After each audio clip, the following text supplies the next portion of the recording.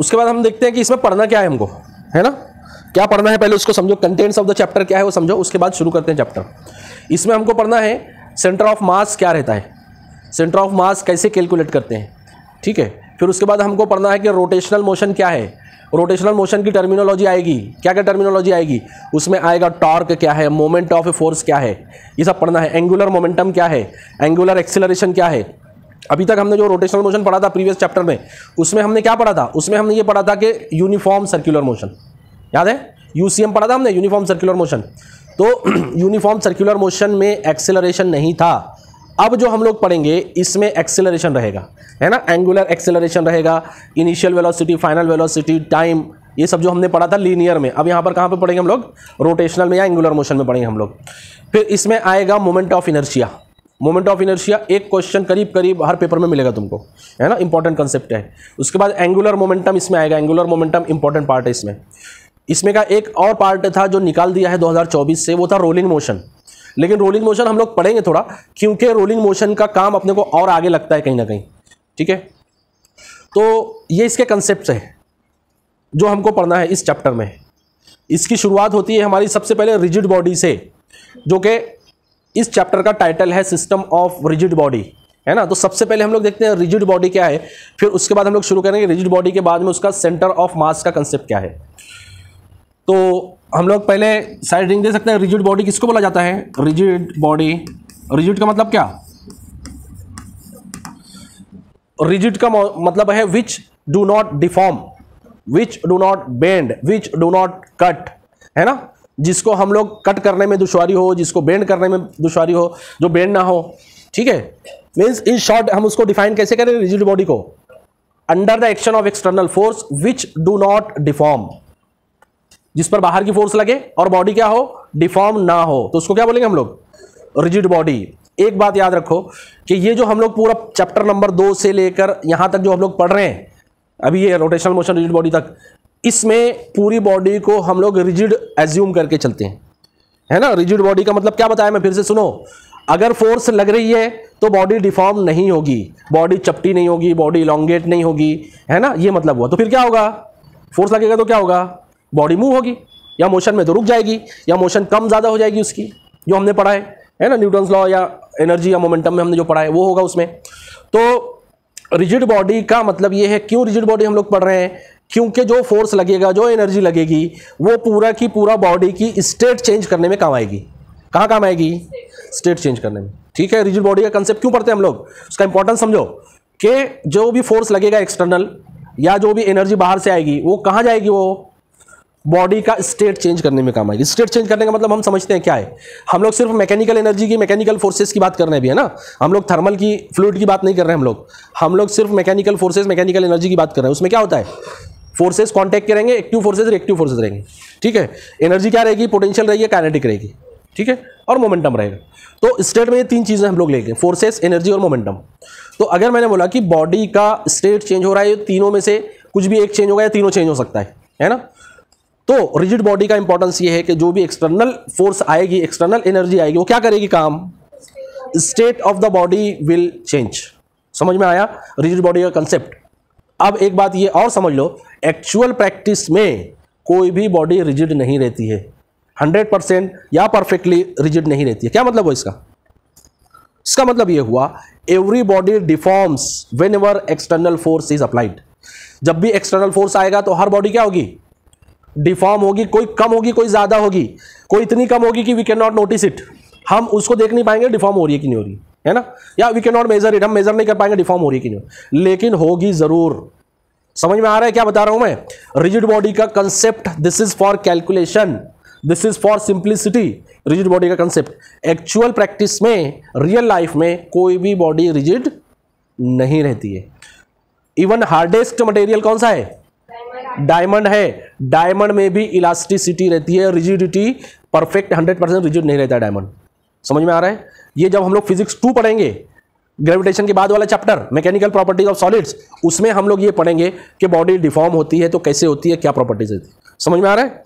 तो ये पूरे जो चैप्टर हमने पढ़े, मोशन इन स्ट्रेट लाइन से लेकर तो यहां तक rigid body and rotational motion तक, ये पूरे चैप्टर्स में हमने क्या कंसीडर किया है, ये कंसीडर किया है कि body is rigid body, every particle, every body is rigid body. तो उसका फायदा क्या हुआ हमको? उसका फायदा ये हुआ कि whatever forces are applied, all those forces are used for the change of state of the body only, है ना? वहां पर सिर्फ चेंज ऑफ स्टेट होगा। समझ में आया रिजिड बॉडी का कंसेप्ट और इसका इंपॉर्टेंस? बोलो यस और नो। इस पर थ्योरेटिकल क्वेश्चन बन सकता है, कोई फॉर्मूला इसका नहीं है अभी तक रिजिड बॉडी, ठीक है?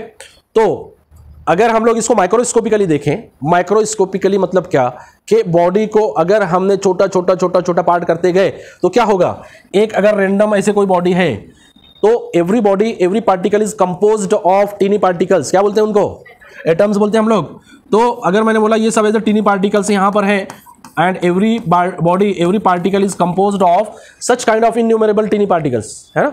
इन्यूमरेबल टीनी पार्टिकल बहुत सारे रहते हैं उसमें। अब हमको मालूम है हर एटम जो है, एक पर्टिकुलर एटम, उसमें क्या रहता है? उसमें न्यूक्लियस रहता है बीच में। स्ट्रक्चर ऑफ एटम में हमने पढ़ा होगा केमिस्ट्री में, बीच में न्यूक्लियस रहता है और इलेक्ट्रॉन्स जो रहते हैं ऑर्बिट में रोटेट होते हैं, रिवॉल्व होते हैं उसमें। और एटम का पूरा मास कहाँ कॉन्सेंट्रेट रहता है? न्यूक्लियस में रहता है। 99.9% मास कहाँ रहता है? न्यूक्लियस में रहता है। तो अगर मैंने बोला कि ये एक एटम जो है ये एक मास है या एक मास का सेंटर है, चलेगा ऐसे? एक एटम क्या है? एक मास का सेंटर। क्यों? पूरा मास उसके न्यूक्लियस के अंदर है, तो वो जो पॉइंट है वो क्या है? उसके मास का सेंटर है। अब ये जो बॉडी बनी है ये n नंबर ऑफ एटम्स है, इसमें कितने? n number of atoms. और हर एटम क्या है? हर एटम एक मास का पॉइंट है, बराबर है? हर एटम क्या है? एक मास का पॉइंट है। अब ये पूरे एटम मिला दिए तो ये बॉडी का टोटल मास मिला। मैंने बोला फॉर एग्जांपल m kg है, इसका मास कितना है?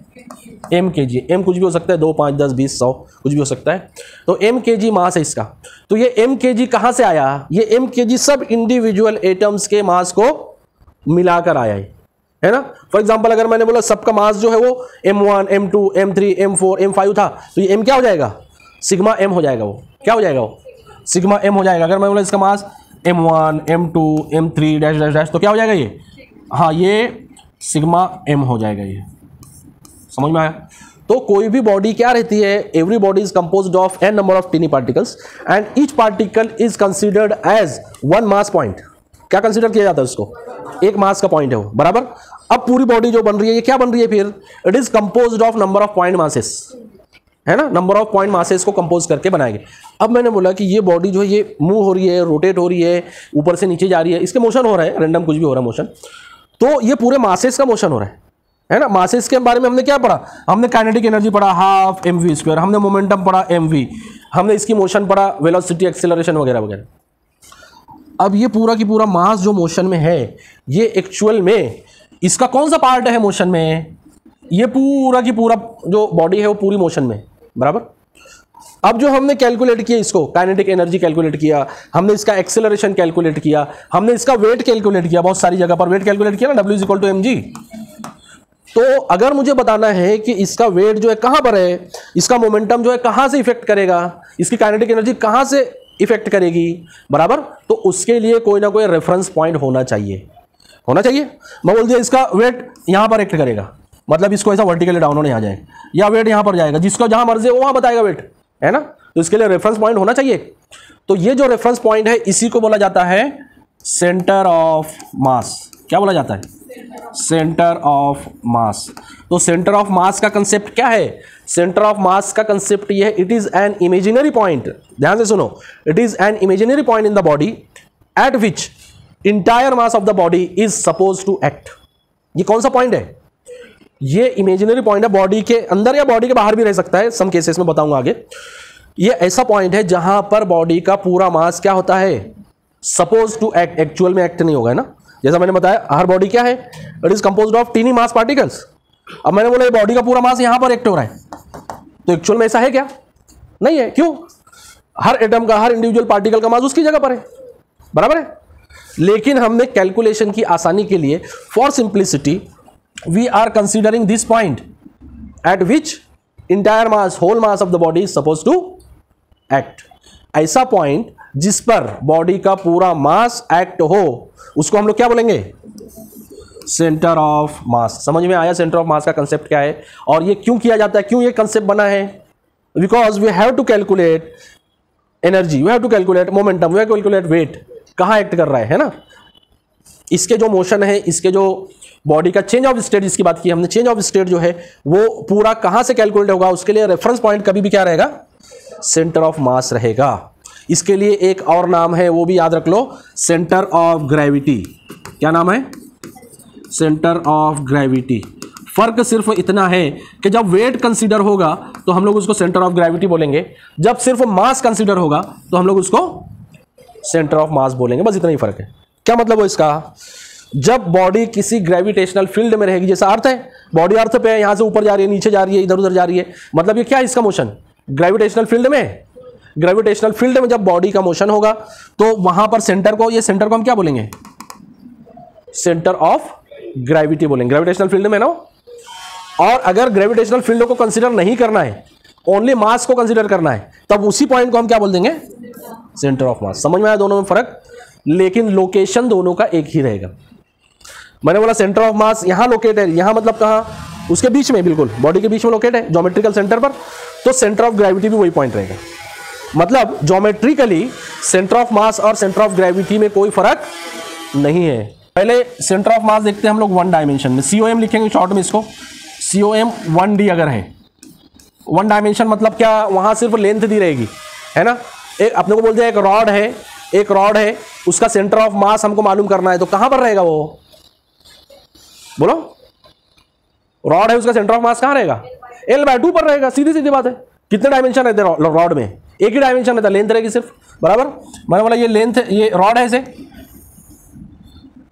ये याद रखो कि यूनिफॉर्म रॉड है। कैसे रॉड है, यूनिफॉर्म रॉड है, तो इसका सेंटर ऑफ मास कहां रहेगा, बीच में रहेगा, बिल्कुल L/2 पर, ठीक है। अगर टोटल लेंथ L है तो सेंटर ऑफ मास कहां रहेगा, L/2 पर रहेगा। ये टोटल लेंथ L है, तो सेंटर ऑफ मास को हम लोग कैपिटल C से इंडिकेट करेंगे फिगर में, तो सेंटर ऑफ मास जो रहेगा वो क्या हो जाएगा, वो हो जाएगा L/2 के डिस्टेंस पर आ जाएगा। ये वन डायमेंशन में है। अब ये जो रॉड है, इसका डायरेक्शन किधर भी रहे, है ना, डायरेक्शन किधर भी रहे, मतलब क्या, हम लोग को बोल दिया कि rod is resting on A floor with the help of A wall, ऐसे रॉड रेस्ट कर रहा है, तब भी इसका सेंटर ऑफ मास कहां रहेगा, L/2 पर ही रहेगा। ये इसकी लेंथ रहेगी, है ना, ये लेंथ रहेगी, तो इसका सेंटर ऑफ मास कहां रहेगा, L/2 पर रहेगा, यहां पर भी L/2। मतलब सेंटर ऑफ मास का कंसेप्ट क्या है, समझ में आ रहा है क्या। अगर सिमेट्रिकल शेप है, सिमेट्रिकल का मतलब क्या, सब तरफ से सेम है, अगर बीच में काट दिए उसको तो मिरर इमेज बन जाएगा, दिस इज सिमेट्रिकल। सिमेट्रिकल अगर है तो उसके ज्योमेट्रिकल सेंटर पर रहेगा कभी भी सेंटर ऑफ मास, ठीक है। ये वन डायमेंशन में हो गया। टू डायमेंशन में क्या रहेगा, बोलो, टू डायमेंशन में देखो क्या क्या आ जाएगा, स्क्वायर, स्क्वायर में कहां आ जाएगा, बोल दो, सेंटर ऑफ मास कहां रहेगा, इंटरसेक्शन ऑफ डायगोनल पे यहां पर रहेगा, ठीक है। अगर मैंने बोला साइड इसका A है तो ये डिस्टेंस क्या रहेगा, बोल दो, A/2 रहेगा। ये डिस्टेंस क्या रहेगा, A/2 रहेगा।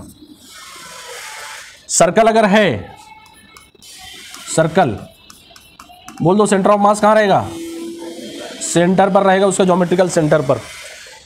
3 नंबर अगर रेक्टेंगल है,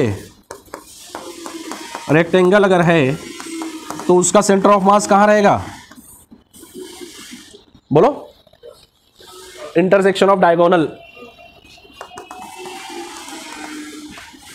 मैंने बोल दिया ये साइड A है, ये साइड B है, तो ये डिस्टेंस कितना हो जाएगा, A/2। कुछ याद आया क्या ये क्वेश्चन, ये कितना है, B/2।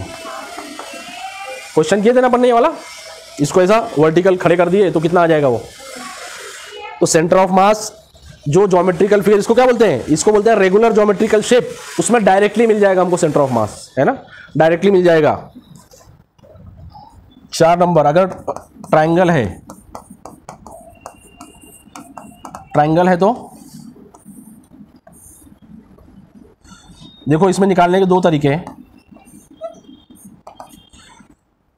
ये जो लाइन बन रही है ये क्या है, ये एंगल का बाइसेक्टर है। एंगल का बाइसेक्टर मतलब क्या, ये जो एंगल बन रहा है उसको आधा आधा डिवाइड कर रहा है, वो इस एंगल को आधा आधा कर रहा है, ये इस एंगल को आधा कर रहा है, ये इस एंगल को आधा, तो इसको क्या बोलते हैं, एंगल बाइसेक्टर है।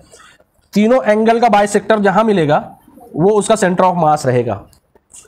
ये उसका ज्योमेट्रिकल क्या बोलेंगे मेथड हो गया फाइंड करने का।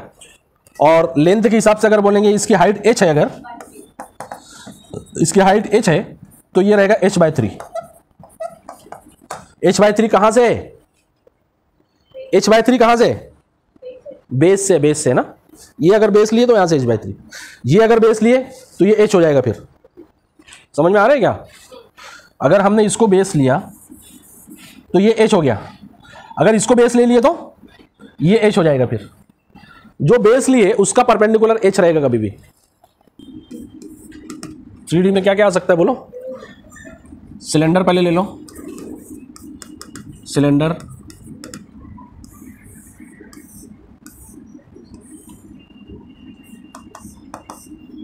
कहां पर रहेगा बोलो? ये सिलेंडर की हाइट अगर होगी h तो ये कहां रहेगा? h/2 पर रहेगा।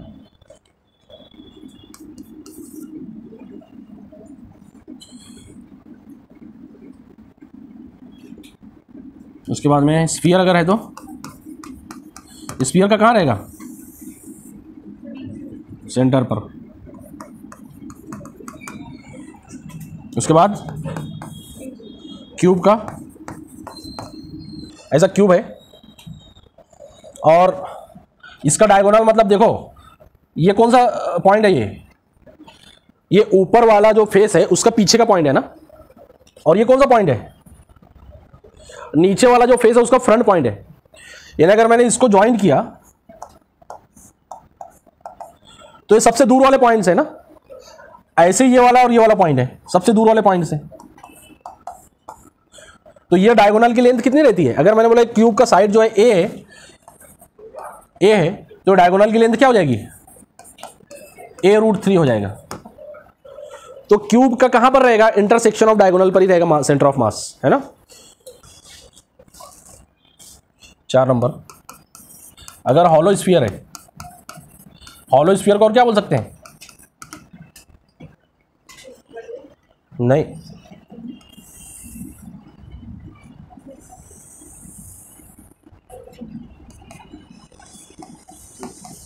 ऐसा है। समझ में आ रहा है क्या है? इट इज जस्ट लाइक क्या बोलेंगे उसको, प्याले के जैसा है, कटोरे के जैसा है ना। हाँ, इसमें याद रखो इसका जो सेंटर रहेगा, ये सेंटर लाइन है इसकी, इस सेंटर लाइन पर इसका डिस्टेंस जो रहेगा सेंटर से 4r/3 पाई रहेगा। कितना? 4r/3 पाई। अब ध्यान दो, इसमें मटेरियल सिर्फ इतनी पार्ट पर मटेरियल है ना, जितना वो सेमी सर्कल उतनी पार्ट पर मटेरियल है। और इसका सेंटर ऑफ मास कहां पर है? यहां पर है। वो मटेरियल है क्या? वो नहीं है। तो देखो यहां पर क्या प्रूव हुआ? सेंटर ऑफ मास बॉडी के बाहर भी रह सकता है। समझ में आया क्या बताया मैंने? सेंटर ऑफ मास बॉडी के बाहर भी रह सकता है। बॉडी सिर्फ इतनी है, ये स्पेस है खाली, सेंटर ऑफ मास यहां पर है इसका, है ना। तो सेंटर ऑफ मास कहां रह सकता है? बॉडी के बाहर भी रह सकता है। देखो हम लोग उसको बोलेंगे कंपोजिट शेप्स। क्या बोलेंगे? Composite shape. उसमें भी पहले वन डायमेंशन हम लोग देखते हैं। 2 रॉड है, 2 रॉड को मिला दिया अगर, कैसे?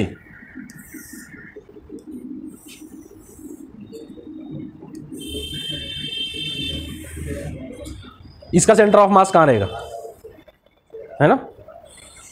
तो कंपोजिट के लिए याद रखो, फॉर्मूला याद रखो, इसका पूरा प्रोसेस लिख लो चाहो तो। सबसे पहले इसमें हमको ओरिजिन मार्क करना पड़ेगा। ओरिजिन मार्क करना पड़ेगा। क्या मतलब हुआ?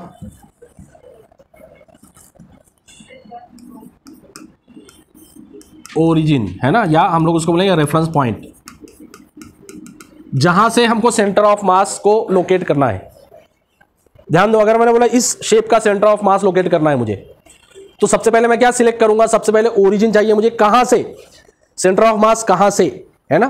तो ओरिजिन के लिए अगर क्वेश्चन में दिया है तो वो ओरिजिन ले लो। हमको बोला कि यहां से मार्क करो, है ना, वर्टिकल जो रॉड है उसके कॉर्नर से मार्क करो, अगर दिया है क्वेश्चन में। और नहीं दिया है तो हमारे लिए बहुत आसान हो जाता है। और उसमें याद रखना है कि बॉटम लेफ्ट कॉर्नर जो रहेगा कभी भी फिगर का, बॉटम लेफ्ट कॉर्नर, इसको हम लोग ओरिजिन लेंगे। बॉटम लेफ्ट कॉर्नर मतलब क्या, लेफ्ट साइड का सबसे नीचे वाला कॉर्नर, लेफ्ट साइड में सबसे नीचे वाला कॉर्नर ये वाला कॉर्नर हो गया है ना, इसको हम लोग क्या लेंगे फिर, ओरिजिन लेंगे। मतलब यहां से एक एक्सिस राइट साइड में एक एक्सिस बनेगा और दूसरा एक्सिस वाई एक्सिस बनेगा। देखो ये ऐसे बनेगा, ये एक्स एक्सिस बना और ये यहां पर वाई एक्सिस बना, और ये हमारा क्या बन गया, ओरिजिन बन गया 0 0। तो पहला स्टेप क्या रहेगा सेंटर ऑफ मास मार्क करने में, ओरिजिन मार्क करना है, रेफरेंस पॉइंट मार्क करना है। दूसरा number, mark individual centre of mass, individual centre of मास,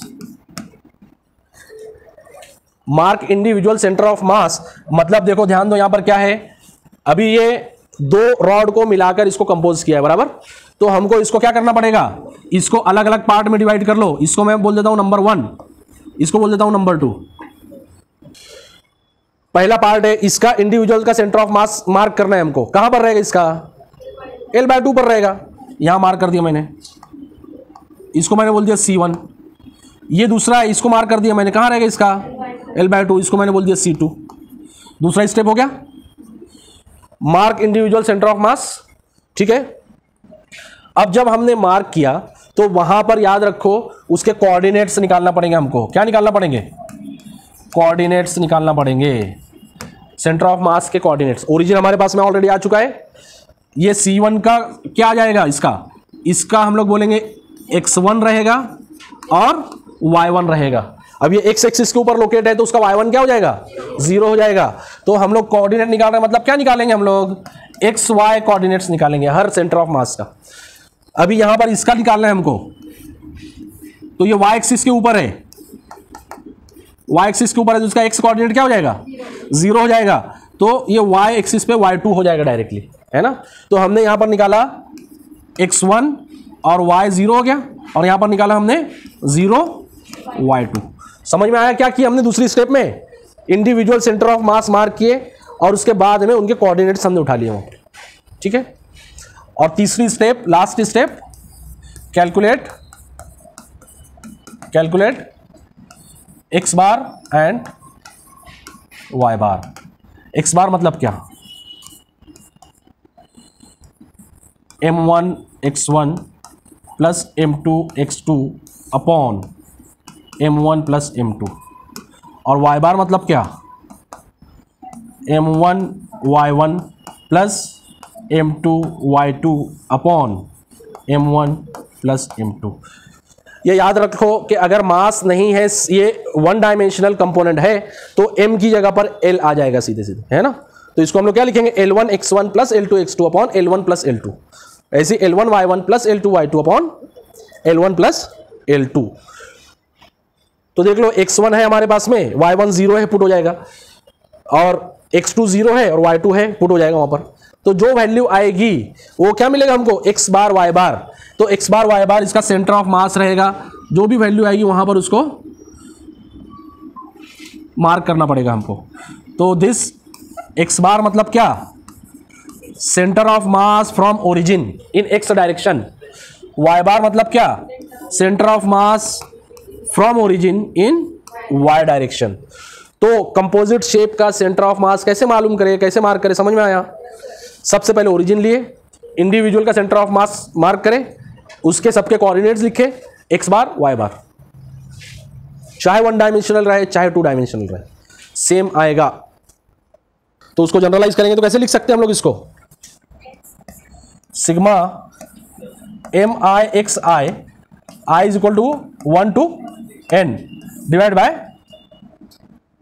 बोलो m, ओनली m बोल दो, है ना। m मतलब सबका मास का समेशन, और अगर l है तो m की जगह l हो जाएगा, लेंथ है तो। और ऐसे यहां पर क्या हो जाएगा, sigma m i y i is equal to 1 to n upon m। Generalise जितने हैं सबको ऐड करते चलना पड़ेगा, m1 x1 plus m2 x2 plus m3 x3 आगे तक, और नीचे भी m1 plus m2 plus m3 plus m4 जहां तक है वहां तक। देखो कभी कभी ये x1 y1 या इसकी पोजीशन की बजाय हमको कभी कभी क्या दे देगा, पोजीशन वेक्टर दे देगा। क्या देगा, वेक्टर फॉर्म में दे देगा, है ना। देखो उस टाइम पे कैसे करेंगे। अगर हमको दिया हुआ है कि मैंने बोल दिया एक बॉडी इधर है, एक बॉडी इधर है, ऐसा कुछ तो भी है, इसका पोजीशन वेक्टर हमको दे दिया है r1, इसका पोजीशन वेक्टर हमको दे दिया है r2, ठीक है। ओरिजिन ऑलरेडी दिया है हमको 0 0, ठीक है। तो जो फॉर्मूला हमारा जनरलाइज है सिग्मा एम आई एक्स आई, तो उसकी जगह क्या हो जाएगा, वो एम आई आर आई हो जाएगा सिर्फ, बस, है ना। अब देखो r1 किस शक्ल में रहेगा, मैं बोल देता हूं यहां पर इसका जो centre of mass for example मैंने बोल दिया यहां पर है ना, दोनों का कहीं पे भी हो सकता है, तो उसका जो पोजीशन वेक्टर रहेगा वो r बार रहेगा, फॉर एग्जांपल सेंटर ऑफ मास का पोजीशन वेक्टर। देखो क्या चेंज कर रहा हूं मैं, धीरे धीरे हम लोग कॉम्प्लिकेशन की तरफ बढ़ रहे हैं। वन डायमेंशन में हमने लिए L1 x1 plus L2 x2 plus L3 x3 upon L1 plus L2 plus L3, ऐसे, है ना। वैसे ही L1 y1 plus L2 y2 plus L3 y3, और टू डायमेंशन रहा तो M1 x1 plus M2 x2 plus M3 x। इसी को अगर बॉडी का 3D है और उसका वेक्टर फॉर्म में दिया है पोजीशन वेक्टर, कोई चेंज नहीं, सेम सब कुछ वैसे लिखेंगे, है ना। r bar is equal to क्या हो जाएगा, sigma m i r i, i कितना रहेगा 1 to n, जितना है उतना डिवाइड बाय m। m मतलब सिग्मा m है ना, सबका मास का एडिशन है वो। अभी देखो इसको एक्सपांड करता हूं मैं कैसे। मैंने बोला r1 मुझे दिया है x1i plus y1j plus z1k, ऐसे दिया है ना। और r2 क्या दिया है, x2i plus y2j plus z2k, ऐसे दिया हुआ है।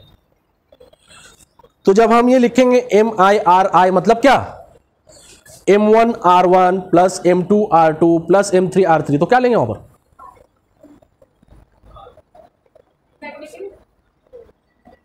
m क्या है, वेक्टर है कि स्केलर है, स्केलर है, तो m का मल्टीप्लाई किसके साथ है, वेक्टर के साथ है। हमने पढ़ा है क्या होता है, डायरेक्ट मल्टीप्लाई हो जाएगा, है ना। तो देखो क्या होगा, इसको कैसे एक्सपांड करेंगे, ध्यान दो, m1 r1 plus m2 r2, r1 r2 vector है, अपॉन m1 प्लस m2। अब देखो r1 की जगह मैं क्या लिख दूंगा, x1i plus y1j plus z1k, पूरे का मल्टीप्लाई किससे हो जाएगा, m1 से हो जाएगा। तो क्या बनेगा, m1 x1 plus m1 y1 plus m2 m1 z1, समझ में आया। m1 का तीनों से मल्टीप्लाई हो जाएगा, ये m1 का मल्टीप्लाई हो जाएगा x1i plus y1j plus z1k। समझ में आया कि क्या किया मैंने, r1 को पुट कर दिया वहां पर, सिर्फ x1 y1 z1 क्या रहेगा, फॉर एग्जांपल 3 8 6 ऐसा कुछ तो भी दे देगा, है ना।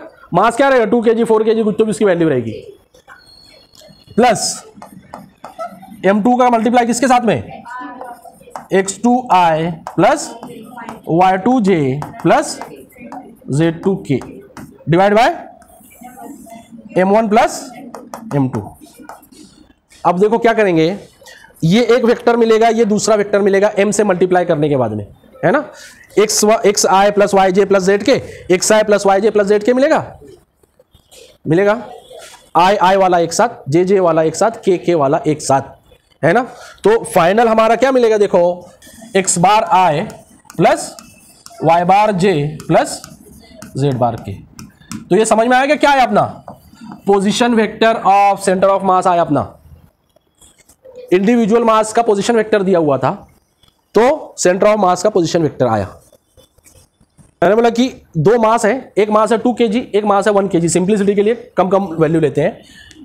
m1 कितना है, m1 is equal to 2 kg है, और m2 इज इक्वल टू कितना है, m2 is equal to 1 kg। हमने बोला m1 का पोजीशन वेक्टर, m1 कहाँ लोकेटेड है, m1 लोकेटेड है r1 पर, जिसकी वैल्यू है 2i minus 3j plus k, यहाँ पर लोकेटेड है ना। और m2 कहाँ पर लोकेटेड है, इसका पोजीशन वेक्टर दिया है हमको minus 3i plus 4j minus k, ये इसका पोजीशन वेक्टर। अब देखो बोल रहा है कि find the position vector of centre of मास, है ना। क्या बोल रहा है अपने को, r बार की पोजीशन क्या रहेगी। फिगर की कोई ज़रूरत नहीं पड़ती है जनरली, वेक्टर देता है तो, है ना। वेक्टर इतना इजी पड़ता है, इसकी आदत बनाओ। वेक्टर का कैलकुलेशन बहुत इजी रहता है, बगैर फिगर के हो जाता है जनरली। देखो आर बार का फॉर्मूला बोल दो, m1 r1 plus m2 r2 upon m1 plus m2, formula हो गया। वैल्यू पुट कर दो, m1 कितना 2 r1 2i minus 3j plus k, बीच में प्लस यहाँ का, m2 कितना 1 minus 3i plus 4j minus k divide by 2 plus 1। ठीक है, यहां तक ब्रैकेट से मल्टीप्लाई कर दो, 4i बोलते चलो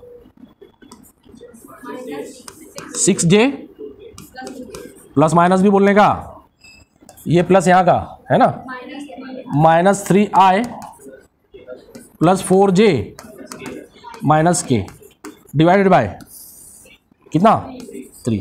अभी देखो आई वाला, जे वाला, के वाला प्लस माइनस जो है कर दो, माइनस 6j प्लस 4j कितना हो जाएगा, minus 2j plus 2k minus k plus k upon 3। तो ये 3 जो है सबसे डिवाइड होगा, है ना, सब 3 से डिवाइड होगा, तो कितना हो जाएगा 1/3i minus 2/3j plus 1/3k। ये क्या आ गया अपना position vector of centre of mass आ गया। समझ में आया? कुछ मुश्किल है कैलकुलेशन ये? रोटेशनल मोशन देखो, मोशन एक बार फिर से मैं क्लासिफाई करके बताता हूं। मोशन हमने पढ़ा, कितने टाइप की मोशन है बोलो, लीनियर है ना, या बोलो सर्क्यूलर, या इसी को हम लोग क्या बोलते हैं रोटेशनल, और तीसरा बोलो रोलिंग। इसके अलावा ऑसिलेशन वगैरह भी रहता है, वाइब्रेशन, ऑसिलेशन।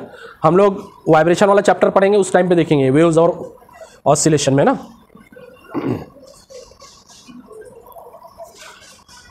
देखो लीनियर मोशन का जो कॉज रहता है, कॉज और इफेक्ट पर हम लोग बात करेंगे। मोशन हम लोग समझ चुके हैं क्या है।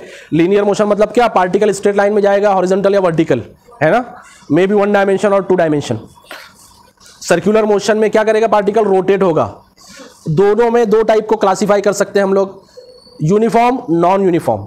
जब भी याद रखो यूनिफॉर्म वर्ड हम यूज करते हैं तो उसका मतलब क्या होता है, उसका मतलब है कि वेलोसिटी कांस्टेंट, उसमें एक्सेलरेशन कितना रहेगा, 0 रहेगा एक्सेलरेशन। अगर वेलोसिटी कांस्टेंट और एक्सेलरेशन 0 रहेगा, तो ये सब हम लोग ऑलरेडी पढ़ चुके हैं अभी, है ना। हमको अभी पढ़ना है कॉज और इफेक्ट उसका क्या है। लीनियर मोशन का कॉज क्या रहता है, लीनियर मोशन प्रोड्यूस करना या लीनियर मोशन कम ज्यादा करना, इसका कॉज जो रहता है वो फोर्स रहता है। ठीक है, कॉज क्या रहता है इसका, फोर्स रहता है। इसका इफेक्ट क्या रहता है, इसका इफेक्ट रहता है चेंज ऑफ स्टेट। मैंने बताया 3 चीजों से उसको हम लोग कैलकुलेट करते हैं, क्या क्या, मोमेंटम बोलो, एनर्जी, काइनेटिक एनर्जी और मोमेंटम काइनेटिक एनर्जी। ठीक है, 2 चीजें ही लेके चलते हैं। मोमेंटम काइनेटिक एनर्जी हम लोग कैलकुलेट करते हैं उसका, बराबर फोर्स की वजह से आता है वो, इसका इफेक्ट हो जाता है। और उसमें बहुत सारे पैरामीटर हम लोग 2 ही पकड़ते हैं यहाँ पर अभी। सर्कुलर मोशन में याद रखो, सर्कुलर मोशन का जो कॉज है वो टॉर्क रहता है। ये टॉर्क को ही हम लोग मोमेंट भी बोलते हैं और इसी को कपल भी बोलते हैं। आगे हम लोग ये पूरा डिटेल पढ़ेंगे इसका। ये कॉज हो गया इसका, है ना। और सर्कुलर मोशन के इफेक्ट में आता है एंगुलर मोमेंटम। क्या आता है, एंगुलर मोमेंटम और kinetic energy of rotation. Rolling में ज्यादा डिटेल नहीं है, हमको सिलेबस में थोड़ा कम कर दिया उसको, लेकिन ये याद रखो कि linear plus circular is equal to rolling रहता है। अगर मैंने बोला काइनेटिक एनर्जी ऑफ रोलिंग, तो kinetic energy of translation plus kinetic energy of rotation दोनों मिलाकर आता है इसमें। समझ में आया? कि जो हमने पैरामीटर लीनियर के पढ़ा है वही पैरामीटर यहां पर हम लोग यूज करेंगे। Initial velocity, final velocity, acceleration, displacement, time, है ना। तो यहां पर हम लोग u की इक्विवेलेंट हम लोग यूज करेंगे omega naught, omega zero. Initial angular velocity, final angular velocity, s की जगह पर आ जाएगा थीटा। एंगुलर डिस्प्लेसमेंट t की जगह रहेगा t, a की जगह आ जाएगा अल्फा एंगुलर एक्सेलरेशन, और t की जगह पर रहेगा t। यूनिट्स याद रखो, इसकी यूनिट हम लोग क्या लेते हैं, मीटर पर सेकंड लेते हैं ये दोनों की। इसकी यूनिट क्या लेते हैं, मीटर। इसकी यूनिट मीटर पर सेकंड स्क्वायर, इसकी यूनिट सेकंड। यहां पर देखो क्या आ जाएगा यूनिट, रेडियन पर सेकंड दोनों की, इसकी रेडियन, इसकी रेडियन पर सेकंड स्क्वायर, इसकी सेकंड। टाइम सेम रहेगा, टाइम कोई चेंज नहीं होगा इसमें, बराबर। रिलेशनशिप हमको मालूम है, v is equal to r omega, v is equal to r omega, s is equal to r theta, और a is equal to r alpha. ये हमने पढ़ा है ना। तो लीनियर और एंगुलर का रिलेशनशिप याद रख लो। r क्या है यहां पर, radius of circular motion, radius क्या यूनिट रहेगा, मीटर। ये भी मैंने बताया था कि तीनों kinematic equation as it is valid रहेंगे यहां पर। v is equal to u plus a t, s is equal to u t plus half a t square. बोलो कैसे लिखेंगे उसको,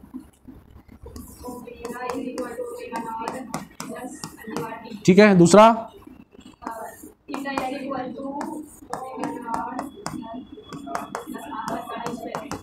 तीसरा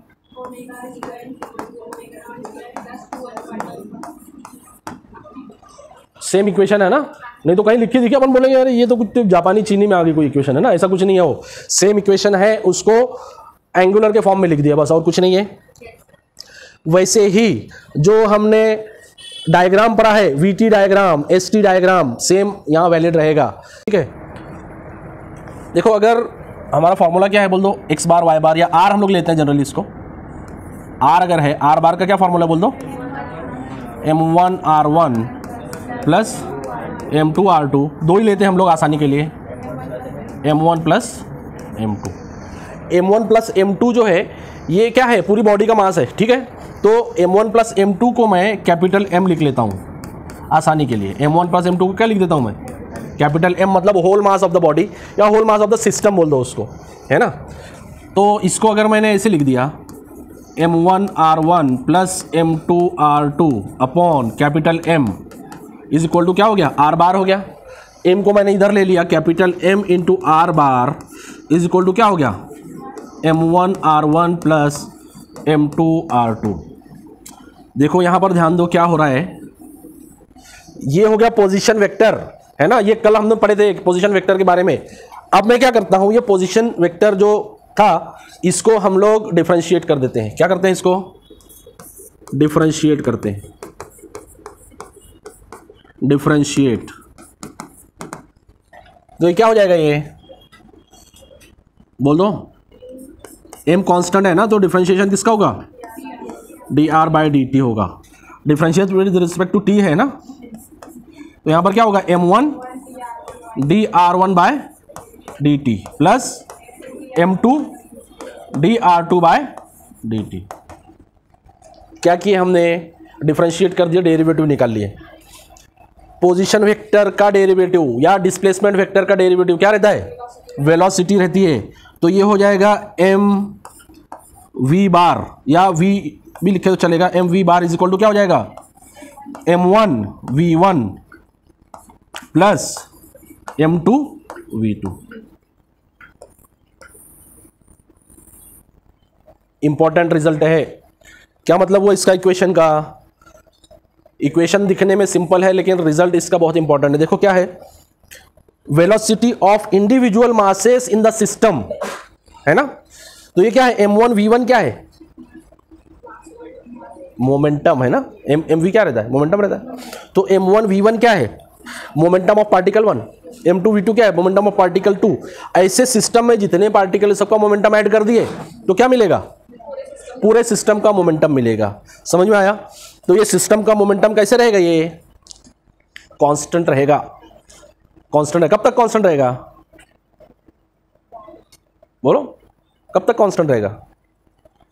यही गाड़ी आके अटक जाती है हर बार। न्यूटन्स लॉ मत भूला करो। न्यूटन्स लॉ क्या बोलता है, rate of change of momentum is directly proportional to applied force. Momentum किस वजह से चेंज होता है, फोर्स की वजह से चेंज होता है। तो ये मोमेंटम कब चेंज होगा, जब फोर्स आएगा वहां पर। याद रखो इसको, देखो यही कंसेप्ट न्यूमेरिकल एग्जांपल में चलता है सब। जब तक फोर्स नहीं आएगा मोमेंटम चेंज नहीं होगा। इसको मैं दूसरे तरीके से बोलता हूं, जब तक फोर्स नहीं आएगा तब तक सेंटर ऑफ मास की पोजीशन भी चेंज नहीं होगी। चलेगा ये, ऐसा बोले तो? यहां मैंने बोला कि जब तक फोर्स नहीं आएगा वेलोसिटी चेंज नहीं होगी, मोमेंटम चेंज नहीं होगा, बराबर है। इसको मैं यहां पर बोलता हूं इस कॉन्टेक्स्ट में कि जब तक फोर्स नहीं रहेगा एक्सटर्नल तब तक सेंटर ऑफ मास की पोजीशन चेंज नहीं होगी। चलेगा ये बात? याद रखो, ये आगे लगेगा कैसे, मैं बताता हूं आगे। इसको एक बार और डिफरेंशिएट करो, डिफरेंशिएट अगेन, डिफरेंशिएट अगेन। तो कैसे लिखेंगे फिर इसको, m dv/dt is equal to, बोल दो, m1 dv1/dt plus m2 dv2/dt। dv/dt क्या हो जाता है, a हो जाता है, एक्सेलरेशन हो जाता है ना, वेलोसिटी का डेरिवेटिव। तो ये क्या बन जाएगा, ma बन जाएगा। ये ma, देखो कैपिटल ए लिख रहे हैं अपन, जो पूरे सिस्टम का सेंटर ऑफ मास के लिए, जो उसको हम लोग कैपिटल से लिख रहे हैं ना। तो ma इज इक्वल टू क्या रहेगा, m1a1 प्लस m2a2।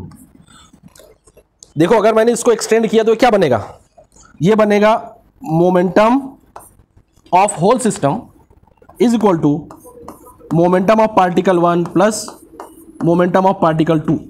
सही है? तो जितने इंडिविजुअल पार्टिकल रहेंगे सबका मोमेंटम ऐड कर देंगे तो क्या बन जाएगा, सिस्टम का मोमेंटम बन जाएगा। ma ये क्या है, कौन सा फोर्स है, कौन सा फोर्स है ma, inertia force. F is equal to ma पढ़े कि नहीं? तो ma क्या रहता है, इनर्शिया फोर्स रहता है। तो m कैपिटल A ये अगर बोले तो ये क्या रहेगा, ये पूरे सिस्टम का इनर्शिया रहेगा। m1a1 पहले पार्टिकल का इनर्शिया, m2a2 दूसरे पार्टिकल का इनर्शिया, सबको ऐड कर दिया तो क्या हो जाएगा, पूरे सिस्टम का इनर्शिया हो जाएगा।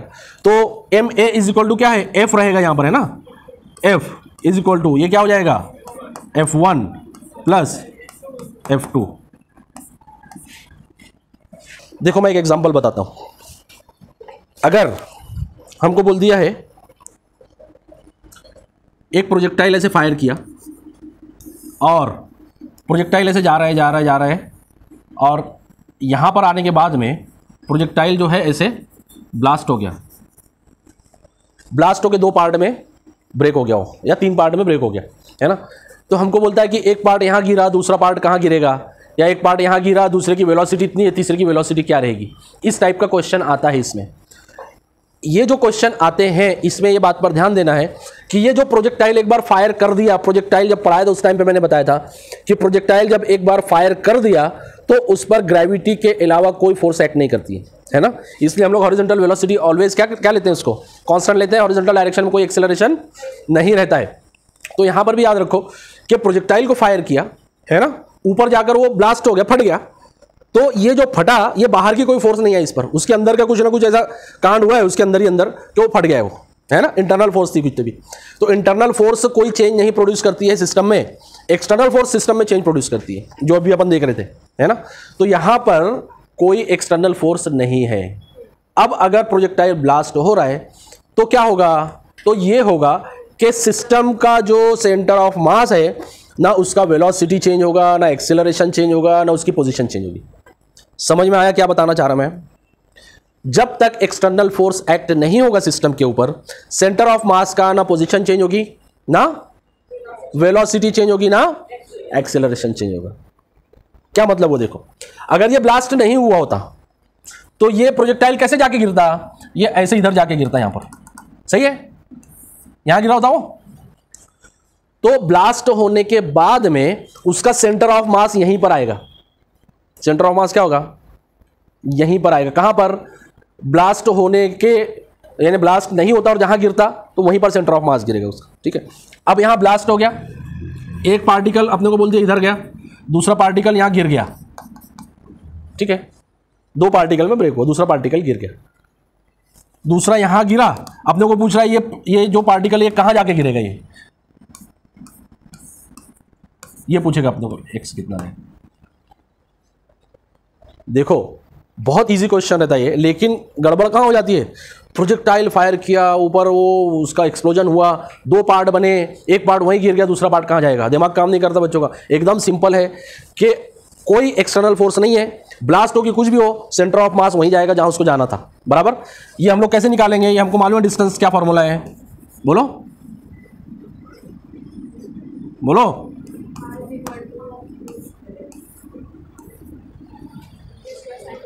रेंज का फॉर्मूला है हमारे पास में, तो सेंटर ऑफ मास यहीं आता। अपने को बोला एकदम टॉप मोस्ट पे फट गया, जाके कहां पर फटा? टॉप मोस्ट पे। तो ये जो आया, ये डिस्टेंस कितना आएगा यहां से? r/2 आ जाएगा, और ये भी कितना रहेगा? r/2 रहेगा। बराबर? अपने को क्या पूछेगा? ये डिस्टेंस पूछेगा अपने को। बराबर? क्या क्या फॉर्मूला अपने पास में? सेंटर ऑफ मास की लोकेशन। देखो ये हो गया अपना ओरिजिन, ये हो गया m1 यहां पर गिर रहा है, m2 यहां पर गिर रहा है, m2 इसको मैं बोल देता हूं x1, इसको बोल देता हूं x2। कुछ बचा है? ओरिजिन मतलब क्या? ओरिजिन मतलब 0 0। ठीक है, तो क्या हो गया यहां पर? x bar is equal to m1 x1 plus m2 x2 upon m1 plus m2। अभी देखो x बार कहां पर है? यहां पर है सेंटर ऑफ मास, ये सेंटर ऑफ मास है ना, मतलब ये 0 0 हो गया, तो x 0 इसका। m1 x1 देखो निगेटिव है, ये माइनस जो भी आएगा वो। ठीक है, m2 ये x2 मालूम करना है अपने को, divide by m1 plus m2 क्या हो जाएगा? इधर आके मल्टीप्लाई होकर 0 हो जाएगा। m1 दिया रहेगा, x1 हमारे पास में कितना है? r/2 है हमारे पास में।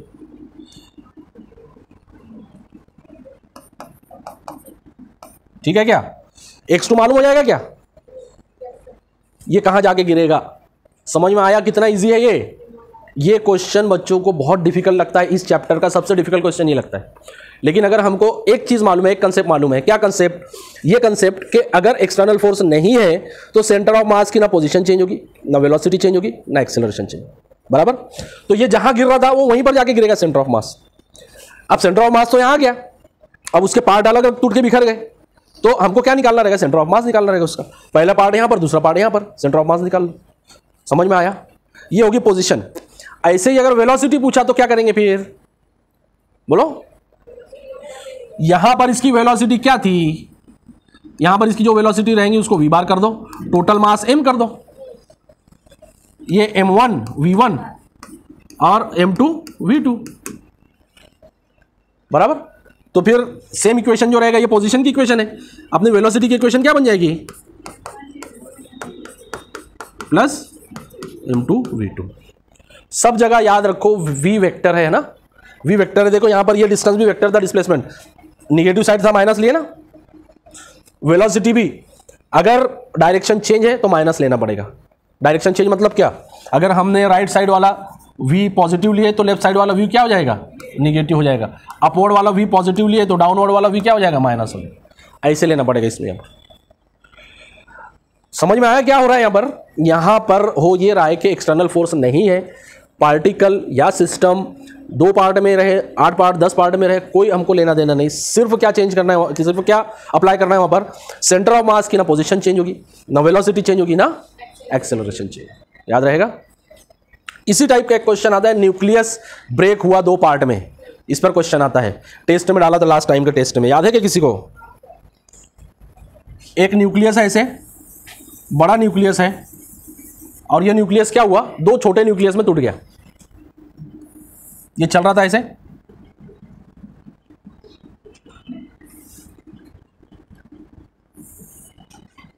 छोटा न्यूक्लियस जो है वो इधर कहीं गया, N1 और उससे थोड़ा बड़ा जो टूटा वो यहाँ कहीं गया, n2 इसको मैं n बोल देता हूँ। m की जगह मैंने यहाँ n वर्ड यूज किया ना, क्या बनेगा यहाँ पर भी बोलो। देखो ये न्यूक्लियस ऐसे जा रहा था, है ना, यहां पर आके क्या हुआ, ब्रेक हो गया वो। अगर ब्रेक नहीं होता तो किधर जाता वो, सीधा जाता। तो सेंटर ऑफ मास इसका कहां रहेगा, इसी लाइन पर रहेगा सेंटर ऑफ मास, बराबर। तो वैसे ही अगर हमने बोला इसकी वेलोसिटी इतनी है, इसकी वेलोसिटी मैंने बोल दिया v1 है और इसकी वेलोसिटी v2 है, तो हमको वेलोसिटी भी मालूम हो जाएगी दोनों की। कैसे बोलो, NV is equal to N1 V1 plus N2 V2। ये V वेक्टर फॉर्म में मैंने बोला ये एंगल 60 डिग्री है, तो बोल दो इसका V का वेक्टर बोल दो, यहां पर V1 बोल दो। अगर मैंने बोला V1 जो है वो कुछ तो भी 20 मीटर पर सेकंड, फॉर एग्जांपल 20 मीटर पर सेकंड है, तो V2 कितना रहेगा, इसे पूछा आपने, है ना। बोलो इसको कैसे लिखेंगे, 20 cos 60I plus 20 sin 60J, ऐसे लिखेंगे इसको V1 को। इसका एंगल हमने को दे दिया फॉर एग्जांपल 45 डिग्री, तो इसको V2 को कैसे लिखेंगे, V2 cos 45I प्लस और माइनस, देखो इधर cos जाएगा इधर sin जाएगा, हाँ, माइनस V2 sin 45J। क्या अप्लाई करना पड़ेगा, सेंटर ऑफ मास का मोमेंटम चेंज नहीं होगा, है ना। तो सेंटर ऑफ मास की वेलोसिटी किधर रहेगी, along this direction capital V बार, उधर ही रहेगा सेंटर ऑफ मास की वेलोसिटी। इसके पहले वाले में हमने पोजीशन बोले थे, पोजीशन वही रहेगी, प्रोजेक्टाइल जहां गिरेगा सेंटर ऑफ मास, यहां पर वेलोसिटी वही रहेगी अलोंग दैट लाइन जहां पर पहले थी, बराबर। तो सेंटर ऑफ मास का मोमेंटम चेंज नहीं होगा, तो क्या अप्लाई होगा यहां पर, mv bar is equal to, हाँ सॉरी n आ जाएगा, न्यूक्लियस है ना, n v bar is equal to n1 v1 plus n2 v2।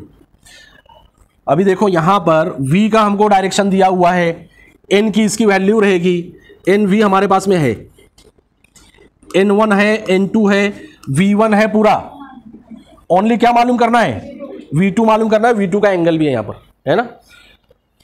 तो यहां से v2 हम मालूम कर सकते हैं, समझ में आया। ये दो टाइप के क्वेश्चन आते हैं मोशन ऑफ सेंटर ऑफ मास के ऊपर, एक जो इसके पहले वाला कंसेप्ट था वो पोजीशन के ऊपर था, और ये काय के ऊपर है, वेलोसिटी के ऊपर है। तो ना पोजीशन चेंज होगी, ना वेलोसिटी चेंज होगी, ना एक्सेलरेशन चेंज होगा, क्योंकि कोई एक्सटर्नल फोर्स एक्ट नहीं है, तो वहां पर याद रहेगा। देखो जब फोर्स एक्ट करेगा तब क्या होगा, अभी तक हमने क्या देखे, फोर्स एक्ट नहीं करेगा, वरना फोर्स एक्ट करेगा, है ना। अभी ऐसी कोई बॉडी है, इसका सेंटर ऑफ मास कहाँ रहेगा, L/2 पर रहेगा, यहां पर रहेगा, बराबर। अभी मैंने बोला इस पर फोर्स एक्ट कर रहा है, यहां पर ऐसे, कहां पर एक्ट कर रहा है फोर्स, ध्यान दो, कहां पर एक्ट कर रहा है फोर्स, सेंटर ऑफ मास के ऊपर एक्ट कर रहे हैं, है ना। सेंटर ऑफ मास पर जब भी फोर्स एक्ट करेगा, ध्यान दो क्या बोल रहा हूं मैं, सेंटर ऑफ मास के ऊपर जब भी फोर्स एक्ट करेगा किसी भी डायरेक्शन में हो, तो ये फोर्स जो रहेगा ये लीनियर मोशन क्रिएट करेगा। क्या करेगा, लीनियर मोशन या linear change of state, straight line वाला।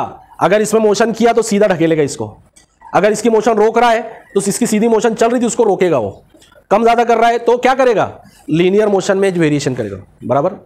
अब ध्यान दो क्या बोल रहा हूं, ये फोर्स इसकी बजाय मैंने यहां पर लगाया इसे, अब क्या होगा, क्या होगा बोलो,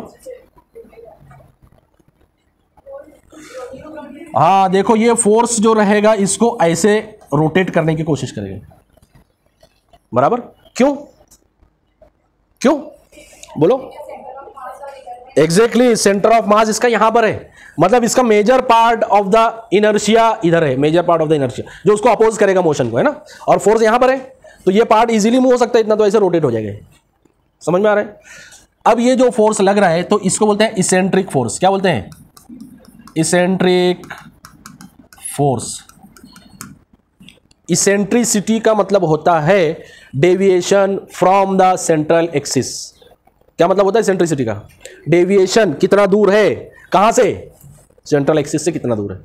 तो ये इसकी इसेंट्रिसिटी हो जाती है। मतलब फोर्स कैसा ये है? इसेंट्रिक फोर्स लग रहा है ये। जब भी इसेंट्रिक फोर्स लगेगा तो ये फोर्स जो रहेगा, इसेंट्रिक फोर्स क्या करेगा? ये रोटेशनल इफेक्ट क्रिएट करेगा। क्या करेगा? ये रोटेशनल इफेक्ट क्रिएट करेगा। रोटेशनल इफेक्ट मतलब क्या? बॉडी को मूव भी कर सकता है और रोटेट भी कर सकता है, ये दोनों काम कर सकता है ना। अगर मैंने क्या किया, ये बॉडी को यहां पर ऐसे या तो फिक्स कर दिया या तो हिंज कर दिया। हिंज का मतलब क्या? हिंज का मतलब क्या बोलो? हिंज का मतलब उसमें मुजागरे लगा दिए। मुजागरे मालूम है ना, दरवाजे के मुजागरे जो रहते हैं। अब क्या होगा? ये फोर्स लगा तो बोलो रोटेट हो जाएगा, ये ऐसे ऐसे घूम जाएगा। ये इसको समझ में, दरवाजा है, दरवाजे का पट अपन खींच रहे हैं ऐसे, तो क्या होगा? दरवाजा खुलेगा। समझ में आ रहा है क्या? तो ये जो इफेक्ट हो रहा है ये क्या बोलते हैं इसको? इसको बोलते हैं रोटेशनल इफेक्ट। क्या बोलते हैं? कब आया ये रोटेशनल इफेक्ट? इस रोटेशनल इफेक्ट को ही मोमेंट ऑफ ए फोर्स बोला जाता है। क्या बोलते हैं? Moment of a force. इसी को ही बोला जाता है कपल, इसी को ही बोला जाता है टॉर्क। तीनों नाम एक ही है, तीनों का इफेक्ट एक ही है, सब कुछ एक ही समझ के चलना है। थोड़ा थोड़ा सा डिफरेंस है, मैं बताता हूं क्या डिफरेंस है। डिफाइन करो मोमेंट ऑफ फोर्स को, डिफाइन करो। Simple, it is a rotational effect produce by force. Moment of force क्या है? Rotational effect produce by a force. उसको क्या बोलेंगे? Moment of a force. Force का मोमेंट, या सिंपली मोमेंट वर्ड यूज किया अगर अपन ने, तो उसका मतलब क्या होगा कि एक फोर्स जो रोटेशनल इफेक्ट प्रोड्यूस कर रहा है बॉडी के ऊपर, वो क्या है? वो उसका मोमेंट है। अब यहां पर मोमेंट में एक चीज और आ जाएगी फोर्स के साथ में, वो ये रहेगा इसेंट्रिसिटी। मोमेंट हम लोग कैपिटल एम से इंडिकेट करेंगे। काय से? कैपिटल एम से इंडिकेट करेंगे, और इसकी वैल्यू रहेगी F into E. E is for eccentricity, not coefficient of restitution. Eccentricity है वो, है ना। एल भी लिखो वहां पर, डिस्टेंस एक्स लिखो, वॉट एवर, एस लिखो, डी लिखो, कुछ भी लिखो, दैट इज डिस्टेंस।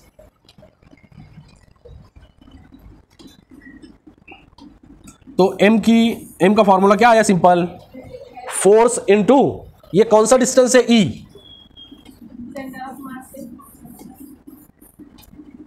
कौन सा डिस्टेंस है? सेंटर ऑफ मास से, या सेंटर ऑफ रोटेशन भी बोल सकते हैं हम लोग। अभी यहां अगर रोटेट हुआ है ना, अभी यहां रोटेट हुआ तो अलग रहेगा, याद रखो। क्या बताया? अगर यहां रोटेट हो रहा है, ऐसे रोटेट हो रहा है, तो यहां से डिस्टेंस हो गया, ये एक्सिस ऑफ रोटेशन हो गया। ये डिस्टेंस कैसे है? ये फोर्स है, ये डिस्टेंस है, दोनों के बीच का एंगल 90 डिग्री। तो F अगर फोर्स अप्लाइड है, फोर्स अप्लाइड, तो E क्या है? E क्या है? Perpendicular distance from centre of मास, या एक्सिस ऑफ रोटेशन बोलो उसको, एक्सिस ऑफ, जहां रोटेशन पॉसिबल है।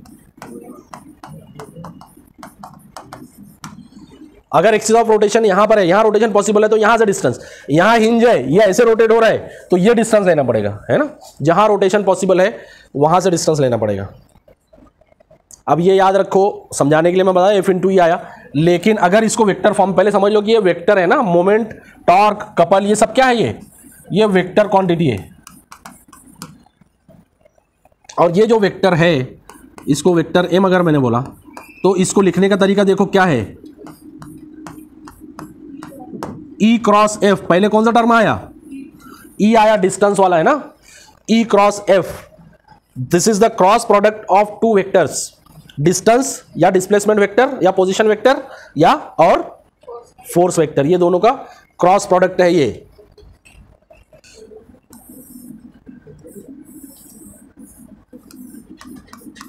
यहाँ एफ एक्ट हो रहा है, ठीक है।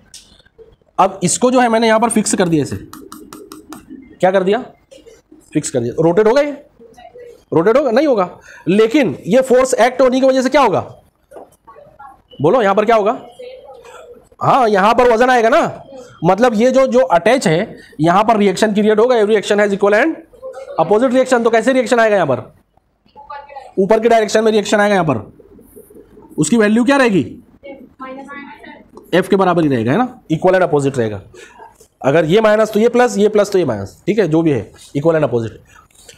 अभी देखो यहां पर रोटेशनल इफेक्ट नहीं हो रहा है, लेकिन फोर्स कैसे लगा है, डाउनवर्ड अपवर्ड नहीं, फोर्स इसेंट्रिक लगा है।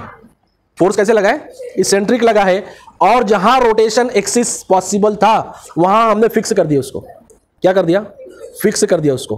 तो अब ये इक्वल एंड अपोजिट फोर्सेस बन गए। ये इक्वल एंड अपोजिट फोर्सेस को ही कपल बोला जाता है। क्या बोला जाता है, कपल। तो कपल में क्या रहता है, टू इक्वल अपोजिट, और क्या प्रॉपर्टी है बोलो इसकी, फोर्स इक्वल है, अपोजिट है, और एक प्रॉपर्टी है इसमें नॉन कोलिनियर। एक लाइन में अगर होगी तो क्या होगा, जीरो हो जाएगा, मोशन नहीं होगा। And non collinear, non collinear, two equal opposite and non collinear forces form a couple, forces form a couple. Forces के बीच का जो गैप रहेगा, जिसको हमने लास्ट उसमें इसेंट्रिसिटी बोला है, यहां पर हम लोग बोलेंगे आर्म ऑफ द कपल। क्या बोलेंगे, यहां ए बोल सकते हैं उसको। देखो ए लिखो, ई लिखो, एक्स लिखो, डी लिखो, कोई मतलब नहीं, क्या कहां पर बता रहे हो उस पर ध्यान दो। ए को क्या बोलेंगे यहां पर, बोलो, आर्म ऑफ कपल। कपल में देखो क्या क्या आना चाहिए, two equal opposite non collinear, ये चार प्रॉपर्टीज आना चाहिए जब भी कपल बनेगा। चार में से अगर एक भी वायोलेट हो रही है तो कपल नहीं बनेगा। दो फोर्सेस चाहिए, दोनों फोर्सेस इक्वल चाहिए, दोनों फोर्सेस अपोजिट चाहिए, और एक लाइन में नहीं चाहिए, है ना। कपल की जो वैल्यू या कपल का मैग्नीट्यूड जो आएगा, अगर मैंने सी बोला इसको, तो इसका मैग्नीट्यूड भी वही रहता है जो मोमेंट रहता है। यहां मोमेंट कितना पॉसिबल है, एफ इंटू, तो यहां पर कपल भी हो जाएगा एफ इंटू ए, या उसको वही सीक्वेंस में लिखे, हाँ, तो क्या लिखना पड़ेगा उसको, ए क्रॉस एफ लिखना पड़ेगा,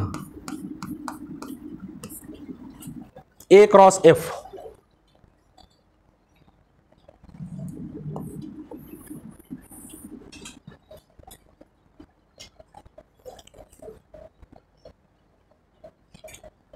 अब देखो यहां पर थोड़ा सा चेंज करता हूं मैं, ये जो फिक्स किया इसको हटा दिया मैंने ना, इसको हटा दिया, और ये फोर्स मैंने एक साथ अप्लाई किया दोनों, एक इधर से अप्लाई किया, एक इधर से अप्लाई किया, ठीक है।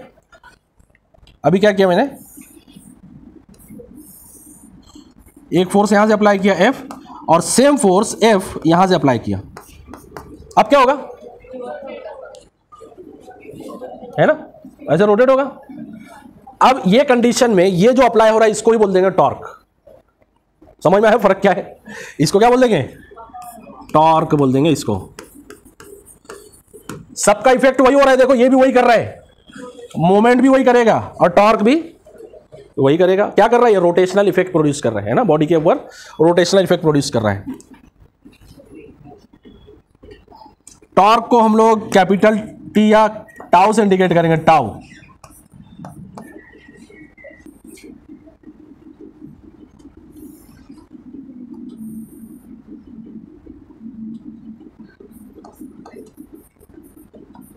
एफ और आर, ठीक है। व्हील है, ये व्हील यहां पर हिंज कर दिया है, ये हिंज को हम लोग बोलते हैं फलक्रम। इसका नाम क्या है, क्वेश्चन में वर्ड यूज करता है ना, फलक्रम का मतलब ये है कि वहां पर ऐसे अटैच है कि वो रोटेट हो सकती है ना, या सिंपल वर्ड में अगर बोले हम लोग तो वहां बेरिंग लगी हुई है ना, बेरिंग लगी हुई है। अब ये फोर्स यहां अप्लाई किए तो ये फोर्स क्या करेगा, इसको व्हील को घुमाना शुरू कर देगा। तो ये फोर्स कैसे लगा हुआ है, रेडियस के परपेंडिकुलर लगा हुआ है तो इसको ऐसे रोटेट करेगा। तीनों का कंसेप्ट समझ में आया? तीनों चीज एक ही है, मोमेंट, कपल और टॉर्क, तीनों चीज क्या है? एक ही है। तीनों का कैलकुलेशन सेम है, तीनों वेक्टर है। यूनिट बोल दो इसका क्या रहेगा? यूनिट।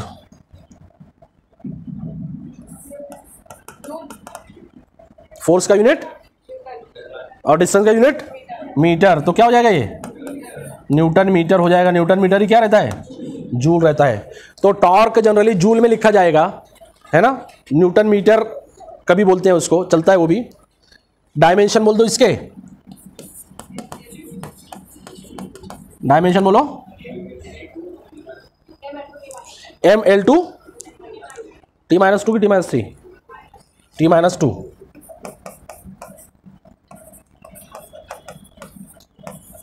मैंने बताया तीन चीज के डायमेंशन एक ही रहते हैं, क्या क्या? वर्क, एनर्जी और टॉर्क। ml2 t-2। अभी देखो इसमें किंतु परंतु कैसे, इसके सींग निकलना चालू होते हैं। वहां देखो कैसे सींग निकलते हैं, जो अपने को मारते सींग आगे। R cross F, cross product of two vectors है ना, क्या रहता है cross product? R F sine theta रहता है। ये रहता है आर एफ साइन थीटा। बताओ इसके बारे में और क्या मालूम है हमको? हाँ, तो टॉर्क कितना हो जाएगा? 0 हो जाएगा। क्या मतलब हुआ? ये फोर्स कैसे लग रहा है यहाँ पर? टेंजेंशियल, है ना। इस पर कैसे लग रहा है फोर्स? टेंजेंशियल। अगर ये फोर्स का डायरेक्शन मैंने ऐसे कर दिया, what will be the torque? 0। Question आया हुआ है, कितना सिंपल क्वेश्चन है।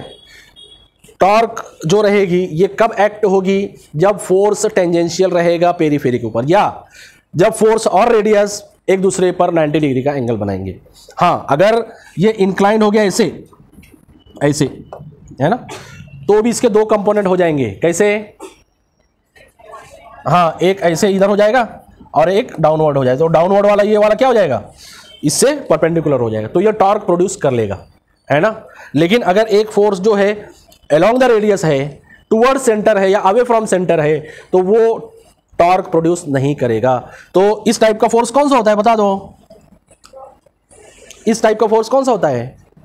एग्जैक्टली सेंट्रीफ्यूगल फोर्स, है ना। इसलिए अगर एक बॉडी रोटेट हो रही है तो सेंट्रीफ्यूगल फोर्स बाहर की तरफ रहता है, वो कोई टॉर्क प्रोड्यूस नहीं करेगा। जो उस पर बाहर से फोर्स लगेगा, ऐसा फोर्स जो टेंजेंशियल रहे, रेडियस से परपेंडिकुलर रहे, वही टॉर्क प्रोड्यूस करेगा। समझ में आया? तो r F sine theta, torque will be 0 when angle between r and F is 0। Torque minimum मतलब 0 हो जाएगा, है ना। मैक्सिमम कितना हो सकता है? 90 डिग्री। मतलब थीटा कितना? 90। तो टॉर्क कितना हो जाएगा? आर इंटू एफ हो जाएगा, बराबर। लेकिन अगर थीटा 0 और 90 के बीच में है तो भी टॉर्क रहेगा, लेकिन वैल्यू कम रहेगी उसकी, है ना। कैसे रहेगी? टॉर्क की वैल्यू कम रहेगी। मतलब यहां क्या हुआ? यहां पर यह मतलब हुआ कि टॉर्क की वैल्यू साइन थीटा के ऊपर डिपेंड है। साइन थीटा जैसे जैसे कम ज्यादा होगा वैसे वैसे टॉर्क कम ज्यादा होगा। याद रहेगा क्या? टॉर्क का, टॉर्क की वैल्यू क्या आगे बता दो? टाउ इज इक्वल टू बोलो आर क्रॉस एफ है ना। इसको हम लोग कंपेयर करते हैं फोर्स से। ध्यान दो, numerical point of view, numerical example की बहुत क्रिटिकल चीजें बता रहा हूं मैं, ना, इस पर ध्यान दो। इसको हम लोग कंपेयर करते हैं फोर्स से। फोर्स के बारे में हमको क्या मालूम है? फोर्स के बारे में हमको मालूम है F is equal to M a, ये मालूम है हमको फोर्स के बारे में, बराबर। एक बात याद रखो कि लीनियर मोशन में जो काम फोर्स करता है, रोटेशनल मोशन में वही काम टॉर्क करता है ना। फोर्स क्या काम करता है? क्या काम करता है फोर्स? चेंज ऑफ स्टेट करता है। मोशन क्रिएट करेगा, मोशन बढ़ा देगा, कम कर देगा, कुछ तो भी करेगा वहां पर, है ना। तो फोर्स क्या काम करता है? लीनियर मोशन में जो काम करेगा, लीनियर मोशन में वही काम टॉर्क काय में करेगा? रोटेशनल मोशन में करेगा, रोटेशनल मोशन में करेगा ये।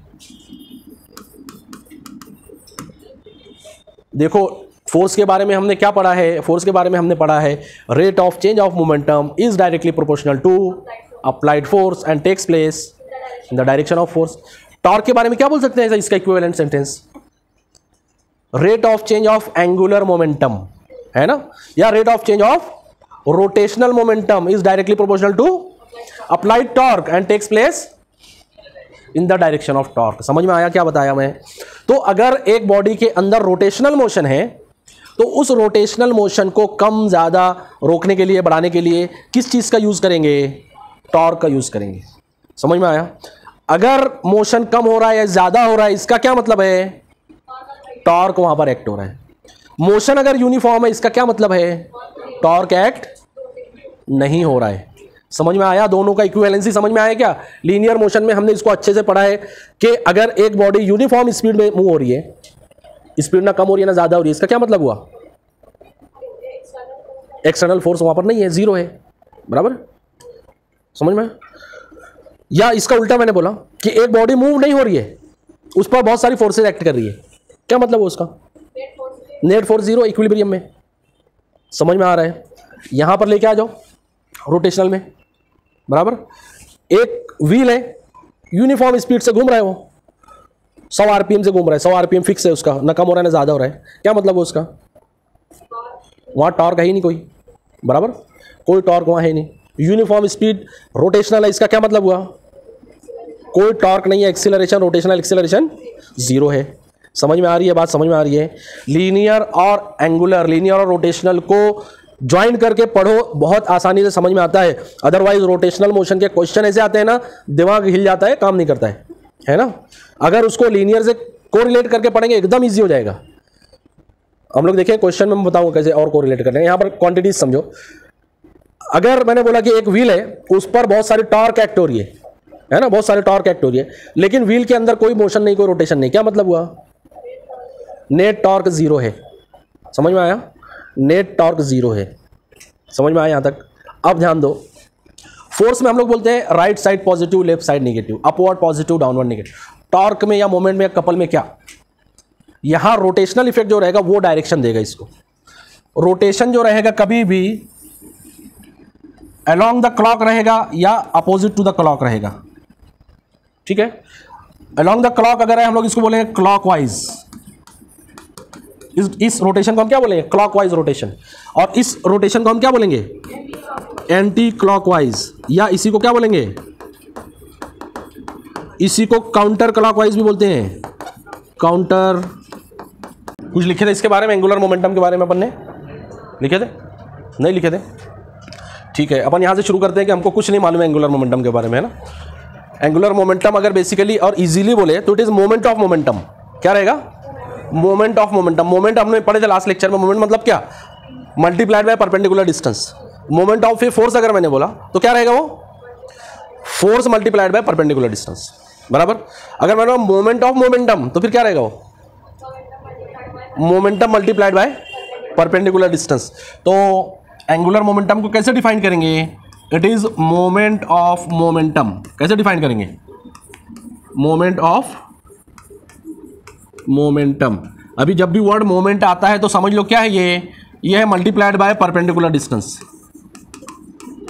ठीक है क्या? मोमेंट मतलब क्या? परपेंडिकुलर डिस्टेंस से मल्टीप्लाई। और मोमेंटम हमको मालूम है क्या है, बोलो? हाँ, P is equal to mv है। तो एंगुलर मोमेंटम जो है हम लोग इसको L से इंडिकेट करेंगे, स्मॉल l से। तो स्मॉल l क्या रहेगा?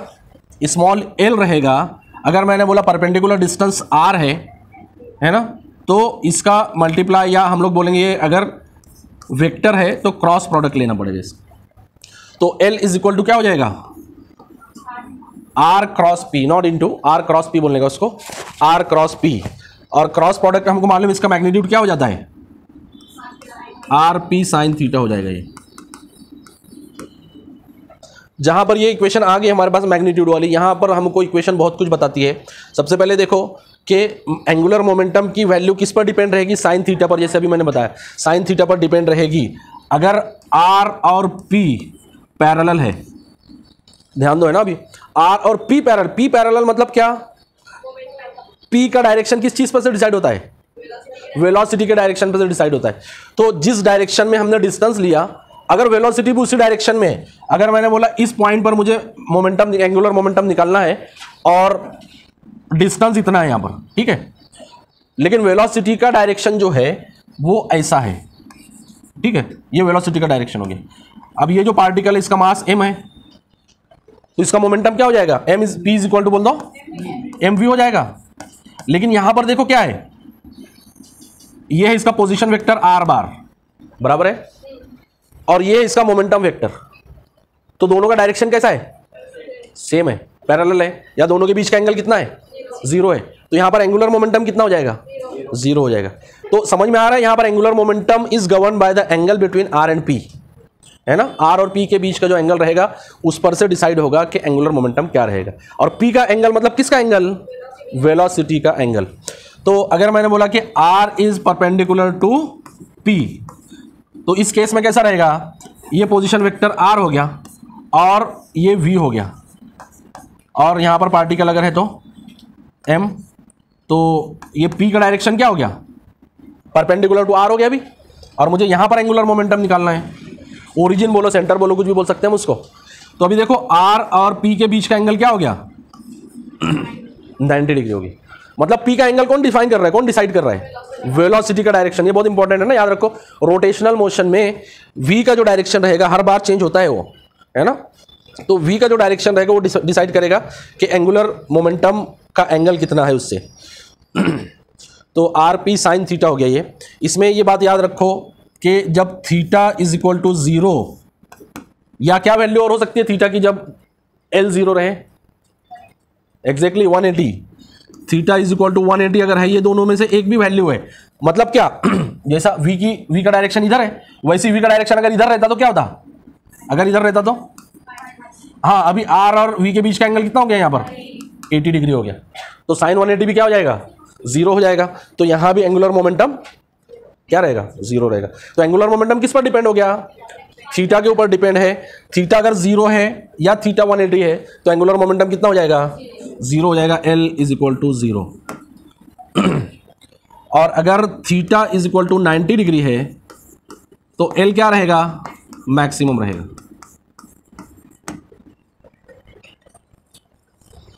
L मैक्सिमम हो जाएगा जबकि थीटा 90 डिग्री है। अभी देखो इसको L को मैं डिफरेंशिएट करता हूं with respect to T, dL by dt, differentiate with respect to T। क्या पढ़ेंगे उसको अपन, नहीं पढ़ेंगे क्या इसको, मैंने ऐसे लिखा dL बाय dt, तो इसको पढ़ेंगे क्या बोलो, rate of change of angular momentum पढ़ेंगे इसको, ठीक है क्या, rate of change of angular. देखो dL मतलब क्या, small change in momentum, in angular momentum, और अपॉन dt मतलब क्या, rate change with respect to time, ठीक है क्या। तो differentiate with respect to t का मतलब क्या है, rate of change of momentum. देखो कैसे लिखेंगे उसको, d dt ऑफ, ध्यान दो, r क्रॉस p, सही है, एक्सपांड कर दो उसको, वेक्टर को एक्सपांड करो, पहले r का derivative cross p plus r cross p का डेरिवेटिव, ठीक है, रूल मालूम है हमको, dr by dt cross p, सही है क्या, ये पहला, प्लस r वैसी रहेगा क्रॉस dp बाय dt। ये डेरिवेटिव का रूल अप्लाई कर दिया हमने। dr बाय dt क्या रहता है बोलो, वेलोसिटी रहता है, dr बाय dt वेलोसिटी रहता है, तो ये हो जाएगा v क्रॉस p, सही है क्या, प्लस ये r cross dp by dt क्या रहता है, f रहता है। ध्यान दो एकदम इजी है ना, कुछ मुश्किल नहीं है उसमें, हमको मालूम है r क्रॉस p l है, हमको उसको डिफरेंशिएट करना है। तो डिफरेंशिएट कैसे करते हैं, पहले का derivative into second term plus, हाँ सेकंड का डेरिवेटिव इनटू फर्स्ट टर्म। अभी देखो v क्रॉस p क्या हो जाएगा बोलो, p मतलब क्या, mv, m मतलब क्या, स्केलर, हट जाएगा वो, तो v क्रॉस v क्या हो जाएगा, अरे v cross v, cross product of two vector similar way same vector, v sine 0 बराबर है क्या, v क्रॉस v क्या रहेगा, जागते रहा करो जरा, यहीं कहीं हो रहा है अभी, अभी भूल जा रहे बन। मैं अभी बताया यहां पर अगर सेम वेक्टर है, सेम डायरेक्शन में है, एंगल 0 है, तो क्या हो जाएगा 0 हो जाएगा वो, तो ये v हो जाएगा यहां पर mv, है ना। तो v क्रॉस v क्या हो जाएगा, 0 हो जाएगा, v साइन 0 बराबर। तो ये हो गया पूरा 0 और ये क्या हो गया फिर r क्रॉस f। तो क्या आ गया हमारा dl by dt is equal to r cross f, और यही क्या रहता है, टॉर्क रहता है। इसमें याद रखो एंगुलर मोमेंटम भी क्या है, वेक्टर है। ये एंगुलर मोमेंटम भी क्या है, वेक्टर। उसका यूनिट और डायमेंशन निकाल लो, क्या आता है, यूनिट बोलो इसका क्या हो जाएगा, यूनिट जूल। इसका यूनिट क्या है, लीनियर मोमेंटम का यूनिट बोलो।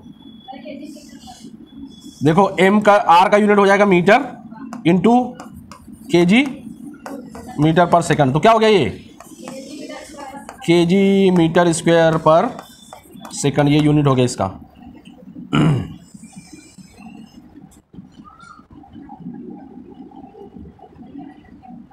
इसको अगर इसका डायमेंशन क्या हो जाएगा फिर बोल दो, डायमेंशन ये हो गया m L2 t -1। देखो अगर मैंने इसको multiply and divide by second कर दिया तो ये क्या हो जाएगा, kg मीटर पर, मतलब न्यूटन हो जाएगा, है ना। और ये हो जाएगा न्यूटन मीटर, हाँ ये हो जाएगा न्यूटन मीटर सेकंड, ऐसे हो जाएगा। न्यूटन मीटर क्या रहेगा, जूल। तो जूल सेकंड भी इसका यूनिट आता है एंगुलर मोमेंटम का, याद रख लो। एंगुलर मोमेंटम का यूनिट आएगा जूल सेकंड।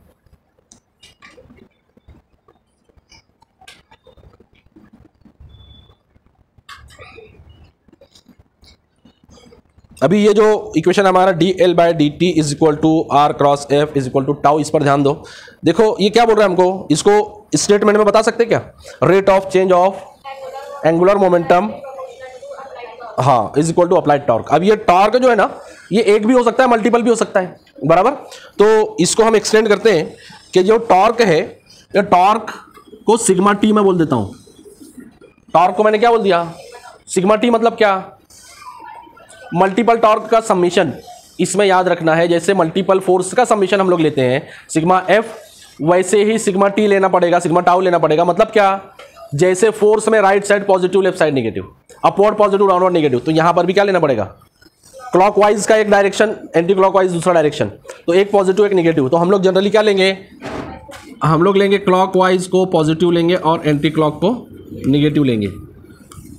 तो sigma tau is equal to क्या लिख सकते हैं हम लोग इसको, dl by dt।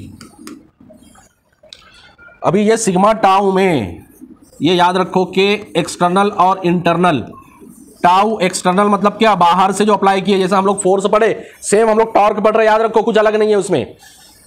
Tau external मतलब क्या, बाहर से आने वाली टॉर्क, है ना। एक बॉडी रोटेट हो रही है, एक टॉर्क बाहर से लगी, है ना, तो उसको क्या बोलेंगे, external torque. Plus tau internal, internal torque मतलब क्या, बोलो, इंटरनल टॉर्क मतलब क्या, इनर्शिया टॉर्क, ठीक है। जैसा इनर्शिया फोर्स एम ए रहता है, वैसा इंटरनल टॉर्क, इनर्शिया टॉर्क क्या हो जाएगा,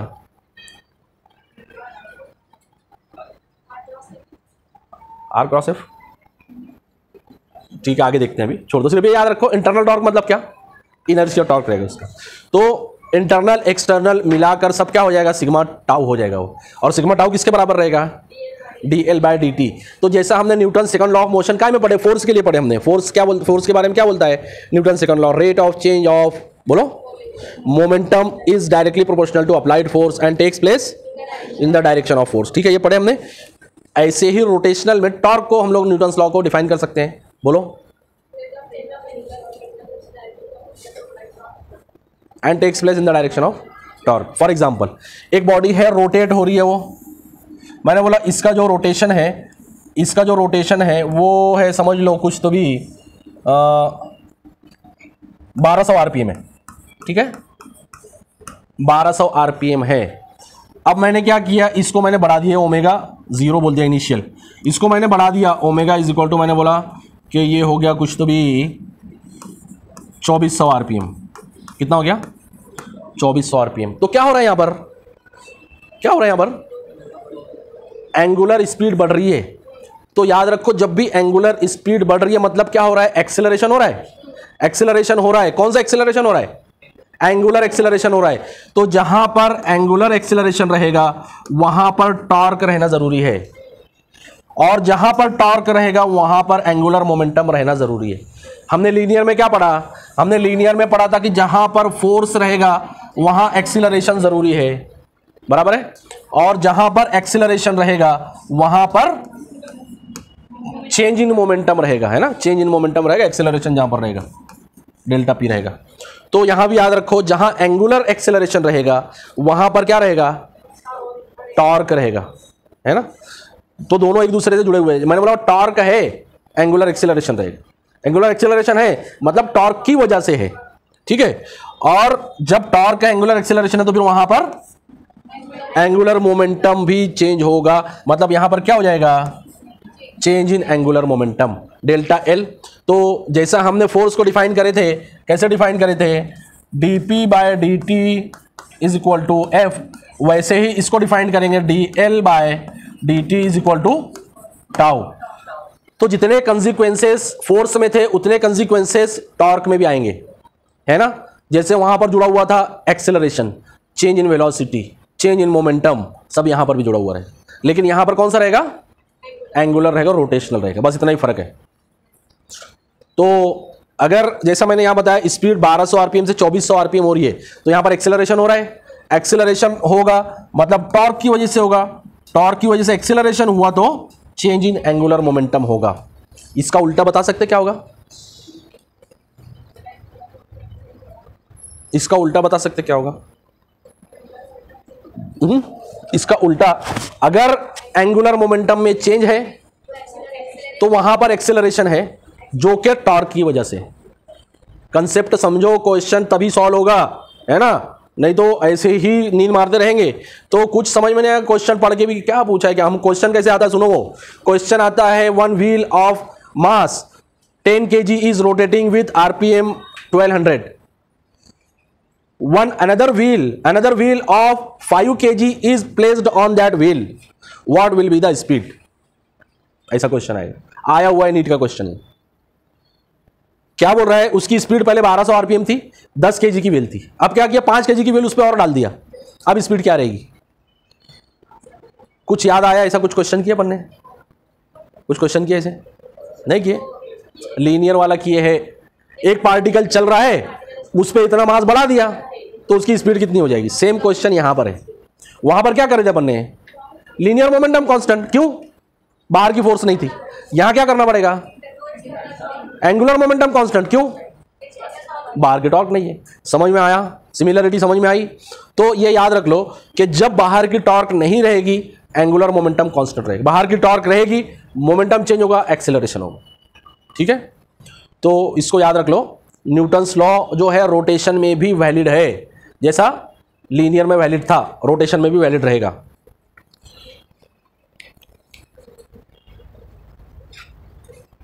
लिख रहे क्या, कुछ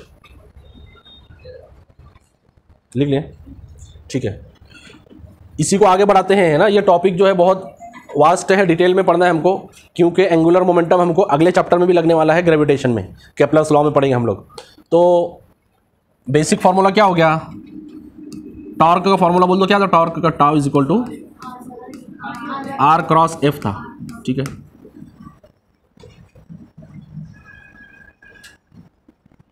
और एल का फॉर्मूला क्या आया, आर क्रॉस पी, ये आया। पी को मैं एक्सपांड करता हूं, क्या बनेगा वो, एम वी बनेगा। मैं वी को भी एक्सपांड करता हूं, ये लीनियर है ना वेलोसिटी, एंगुलर में क्या आ जाएगा, बोलो, आर ओमेगा आ जाएगा, ठीक है। आर इंटू आर क्या हो जाएगा,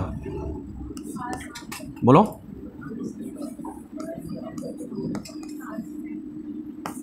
सिर्फ मैग्नीट्यूड ले रहे हैं हम लोग यहां पर। अभी देखो, अभी हमने क्या किया, लीनियर का जो फॉर्मूला था उसको रोटेशनल के फॉर्म में कन्वर्ट कर दिया, ओमेगा के फॉर्म में, है ना। v इज इक्वल टू क्या रहता है, आर ओमेगा, पढ़े हमने। तो R into M V, R into P को हमने क्या किया, आर क्रॉस पी को आर एम वी कर दिए, आर वी को कर दिए आर ओमेगा, बन गया एम आर स्क्वायर ओमेगा। इसमें ये जो टर्म आ रही है एम आर स्क्वायर, याद रख लो, इसको हम लोग लेंगे आई, क्या लेंगे आई, तो एल इज इक्वल टू क्या बन गया आई ओमेगा। आई को बोला जाता है मोमेंट ऑफ इनर्शिया, क्या बोला जाता है, हाँ इसका डिटेल कल के लेक्चर में अपन पढ़ेंगे, यहाँ सिर्फ याद रख लो मोमेंट ऑफ इनर्शिया। और इसका जनरल फार्मूला क्या है आई का, एम आर स्क्वायर, और इसकी यूनिट क्या हो जाएगी फिर केजी मीटर स्क्वायर हो जाएगी। मोमेंट ऑफ इनर्शिया का डिटेल कल पढ़ेंगे, इसका सिलेबस जो है, सिलेबस में इसका जो रोल है वो बहुत इंपॉर्टेंट है, कल इसमें डिटेल इसका पढ़ेंगे। लेकिन अभी जो है इसको एक्सटेंड करते हैं हम लोग, सिर्फ इसको याद रखो L is equal to I omega, ये एक शक्ल है इसकी।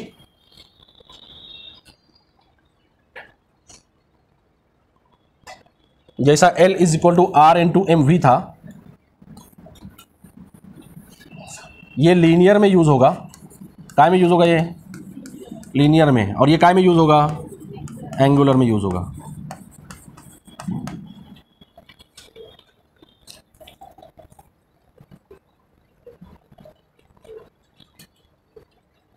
क्रॉस प्रोडक्ट का एक छोटा सा एग्जांपल करके देखो। मैंने बोला कि एक फोर्स है F is equal to for example 3I plus 7J minus 5K, ये ऐसी एक फोर्स है, and this force is acting on a particle whose position vector, ये क्या दिया है position vector I plus J minus K, this position vector is given from the origin, so calculate the torque. करूँगा नहीं board पे, और सबका आगे चेक करता मैं जगह पे, सब हुआ ये है ना, बहुत बार हुआ है। टॉर्क कैलकुलेट करना है कितना आएगा। इक्विलिब्रियम हमने देखा था लीनियर में, उसमें इक्विलिब्रियम की कंडीशन बोल दो क्या है, हाँ उसमें था sigma F is equal to 0 था, बराबर है क्या, sigma F is equal to 0। अगर इसको हमने 3 डायमेंशन में लिखे, फोर्सेस अगर 3 डायमेंशन में, तो कैसे लिखेंगे इसको बोलो, या 2 डायमेंशन में एफ एक्स और एफ वाई है तो कैसे लिखते हैं उसको, sigma F X is equal to 0, sigma F Y is equal to 0, ऐसे लिख देते हैं हम लोग। और अगर जेड भी है तो sigma F X is equal to 0, sigma F Y is equal to 0 और sigma F Z is equal to 0, अगर 3 डायमेंशन में है तो अगर रोटेशन भी है वहाँ पर तो फिर कैसे उसको लिखना पड़ेगा हमको इक्विलिब्रियम की कंडीशन, जैसा फोर्स 0 है समेशन, वैसा वहाँ पर टाउ 0 रहेगा, टॉर्क 0 रहेगा, sigma tau is equal to 0। अब ये टाउ भी तीनों डायरेक्शन में रहेगा, sigma tau X direction 0, sigma tau Y direction 0 है ना, सिग्मा टाउ जेड डायरेक्शन 0, या sigma tau clockwise is equal to 0, या sigma tau anti clockwise is equal to 0। 2 dimension में अगर है तो 2 ही आएगा, 3 डायमेंशन में तो एक्स वाई जेड आ जाएगा उसमें। तो ये याद रखो कि अगर 3 डायमेंशन में बॉडी है तो इक्विलिब्रियम की 6 कंडीशन रहेगी, और अगर 2 डायमेंशन में बॉडी है लेंथ और विड्थ में तो इक्विलिब्रियम की 2 कंडीशन रहेगी।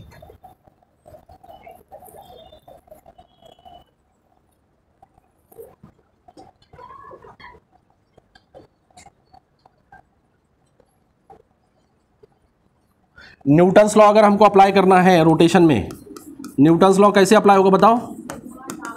न्यूटन्स लॉ हम लोग अप्लाई करते हैं लीनियर में, F is equal to M A है ना, तो ये लीनियर में हो गया, एंगुलर में क्या आ जाएगा, ये टाउ, सिग्मा टाउ लिख देते हैं हम लोग इसको, is equal to I alpha, ये एंगुलर में। आई का डिटेल हम लोग कल पढ़ेंगे है ना, मैंने बताया अभी मोमेंट ऑफ इनर्शिया क्या है उसका डिटेल हम लोग कल पढ़ेंगे, parallel axis theorem, perpendicular axis theorem. अभी ये याद रखो आई अल्फा जो है, आई अल्फा इसी को बोला जाता है इनर्शिया टॉर्क, क्या बोला जाता है, इनर्शिया टॉर्क। इनर्शिया टॉर्क जैसे इनर्शिया फोर्स है वैसे ही इनर्शिया टॉर्क का भी उसकी प्रॉपर्टीज है। इनर्शिया फोर्स क्या काम करता है? इनर्शिया फोर्स अपोजिट डायरेक्शन में एक्ट करता है, चेंज ऑफ स्टेट को अपोज करेगा, है ना। वही काम यहाँ इनर्शिया टॉर्क करेगा। फॉर एग्जांपल एक व्हील अगर रोटेट हो रही है एक स्पीड से, हम लोग को उसको स्पीड कम करना है या बढ़ाना है, तो बाहर से जो टॉर्क हम लगाएंगे तो उसका इंटरनल इनर्शिया टॉर्क क्या करेगा? उसको अपोज करेगा, है ना। चाहे हम स्पीड बढ़ाना चाहे तो भी अपोज करेगा, स्पीड कम करना चाहे तो भी अपोज करेगा। मतलब चेंज ऑफ स्टेट को अपोज करता है ये इनर्शिया टॉर्क। जैसा inertia force change of state को अपोज करता है लीनियर मोशन में, वैसे ही चेंज ऑफ स्टेट को अपोज करता है एंगुलर मोशन में इनर्शिया टॉर्क। तो अगर मुझे कंडीशंस ऑफ इक्विलिब्रियम अप्लाई करना है तो यहां पर भी दो इक्विलिब्रियम रहेगा। एक इक्विलिब्रियम जिसको हम लोग बोलेंगे स्टैटिक इक्विलिब्रियम, जहां पर ऑल समेशन जीरो है। तो स्टैटिक इक्विलिब्रियम की कंडीशन क्या है बताओ मुझे? स्टैटिक इक्विलिब्रियम, इसी का नाम मैंने बताया था, और एक नाम है इसका, क्या नाम है? इनर्शियल फ्रेम, है ना। स्टैटिक इक्विलिब्रियम मतलब क्या? स्टैटिक इक्विलिब्रियम के दो मतलब हो गए, या तो वेलोसिटी जीरो रहेगी, उसकी मोशन नहीं रहेगी, उसमें या तो मोशन नहीं रहेगी, या दूसरी कंडीशन क्या हो जाएगी? बोलो। हाँ, v कांस्टेंट रहेगी, ये दूसरी कंडीशन। समझ में आया? v कांस्टेंट ये दूसरी कंडीशन रहेगी। दोनों कंडीशन को हम लोग क्या बोलेंगे? दोनों कंडीशन स्टैटिक इक्विलिब्रियम में आएगी। हालांकि वो मोशन में रहेगी लेकिन वो just like same condition apply होगी, sigma F is equal to zero, sigma tau is equal to zero. ये कंडीशन जो है sigma F is equal to M a, ये हमने अप्लाई किया है ना, जहां पर एक्सेलरेशन रहेगा, इसको बोलते हैं डायनामिक्स, डायनामिक इक्विलिब्रियम। तो यहां पर लीनियर है तो sigma F is equal to M A हमने अप्लाई किया, लेकिन अगर एंगुलर है तो वहां क्या अप्लाई करना पड़ेगा? हाँ, इसको बोलते हैं डायनामिक इक्विलिब्रियम। तो यहां पर क्या रहेगा? Sigma F is equal to M A रहेगा, लीनियर है तो, और sigma tau is equal to I alpha रहेगा, एंगुलर है तो।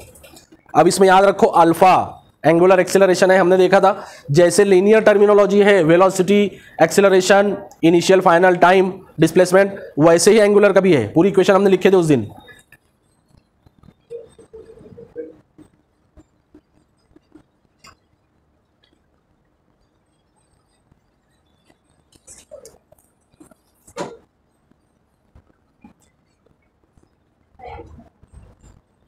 अभी देखो relation between rotation and translation, देखो क्या है?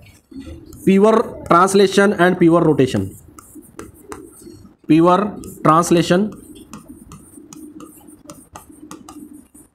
एंड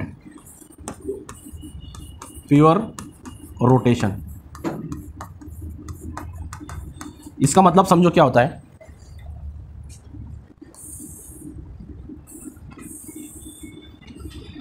एक ऐसा कोई तो भी बॉडी है, पार्टिकल है, यहां पर मैंने एक फोर्स लगाया F, और यहां पर मैंने दूसरा फोर्स लगाया F। ये इसका सेंटर है, दोनों फोर्स का सेंटर से डिस्टेंस इक्वल है। ये डिस्टेंस जो है वो मैं बोल देता हूं d है फॉर एग्जांपल।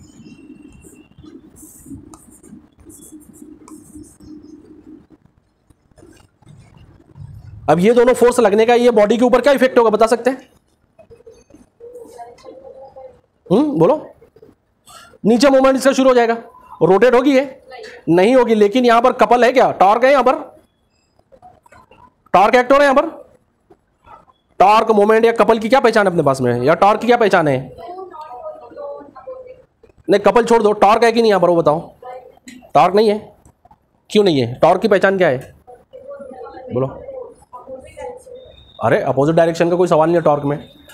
टॉर्क में पहचान मैंने बताया, फोर्स अप्लाइड विथ इसेंट्रिसिटी, लिखे थे क्या इसेंट्रिसिटी वहां पर वर्ड। तो जहां रोटेशन पॉसिबल है वहां से फोर्स का डिस्टेंस रहेगा कुछ ना कुछ, ऐसा है यहां पर? है क्या? रोटेशन पॉसिबल है यहां पर, सेंटर पर फोर्स का डिस्टेंस यहां डी है, यहां भी डी है। तो अगर मैंने यहां पर सेंटर ले लिया ऐसे, अभी बोलो टॉर्क है कि नहीं है? अरे फोर्स इनटू डिस्टेंस ये क्या हो जाएगा? परपेंडिकुलर डिस्टेंस है कि नहीं? तो फिर टॉर्क रहेगा कि नहीं? नहीं बोल रहे थे। ऐसा मत करो। टॉर्क की पहचान क्या है? टॉर्क की पहचान क्या है? कल पूरा लेक्चर उसमें गया अपना। टॉर्क की पहचान क्या है? इसेंट्रिक फोर्स रहेगी, फोर्स से डिस्टेंस रहेगा परपेंडिकुलर डिस्टेंस, वहां रोटेशन पॉसिबल रहेगा। तो अभी यहां पर ये फोर्स लगा, इसका रोटेशन पॉसिबल है कि नहीं है? अगर ये दोनों फोर्स मैंने बीच में लगा दिया होता तो रोटेशन पॉसिबल नहीं रहता। क्यों? शुरुआत कहानी कहां से शुरू हुई थी? सेंटर ऑफ मास के मोशन से कहानी शुरू हुई थी। सेंटर ऑफ मास के लाइन में अगर फोर्स लग रहा है तो ये फोर्स कैसे रहेगा? ये फोर्स ट्रांसलेशन मोशन क्रिएट करेगा। अगर ये फोर्स इसेंट्रिक रहेगा तो ये क्या क्रिएट करेगा? Rotational effect. अब फिर से मैं क्वेश्चन करता हूं, ये फिगर मैंने ड्रॉ किया, यहां पर ये दो फोर्स अप्लाई है, यहां पर टॉर्क रहेगा कि नहीं रहेगा? ये क्वेश्चन जब आएगा सबसे पहले क्या चीज चेक करना पड़ेगा? सबसे पहले ये चेक करना पड़ेगा कि फोर्स जो लग रहा है सेंटर ऑफ मास के लाइन में लग रहा है क्या? नहीं लग रहा है, दूर लग रहा है वहां से। बोल दो यस, टॉर्क वहां रहेगा। अभी समझ में आया? टॉर्क की पहचान ये है कि अगर सेंटर ऑफ मास की लाइन में फोर्स नहीं है तो टॉर्क रहेगा। ठीक है, यहां तक हर बार कहानी दोहराना पड़ती है अपने को। तो यहां पर देखो, अगर मैंने बोल लिया ये सेंटर ओ है तो इस फोर्स एफ की वजह से यहां पर टॉर्क रहेगा। कितना रहेगा बोलो? वो डिस्टेंस है ये और ये फोर्स है, तो मैंने बोल दिया यहां पर टाउ वन जो रहेगा वो रहेगा डी क्रॉस एफ। ऐसा रहेगा। इसका डायरेक्शन क्या रहेगा? देखो यहां पर रोटेट होगा, ये फोर्स किधर जा रहा है?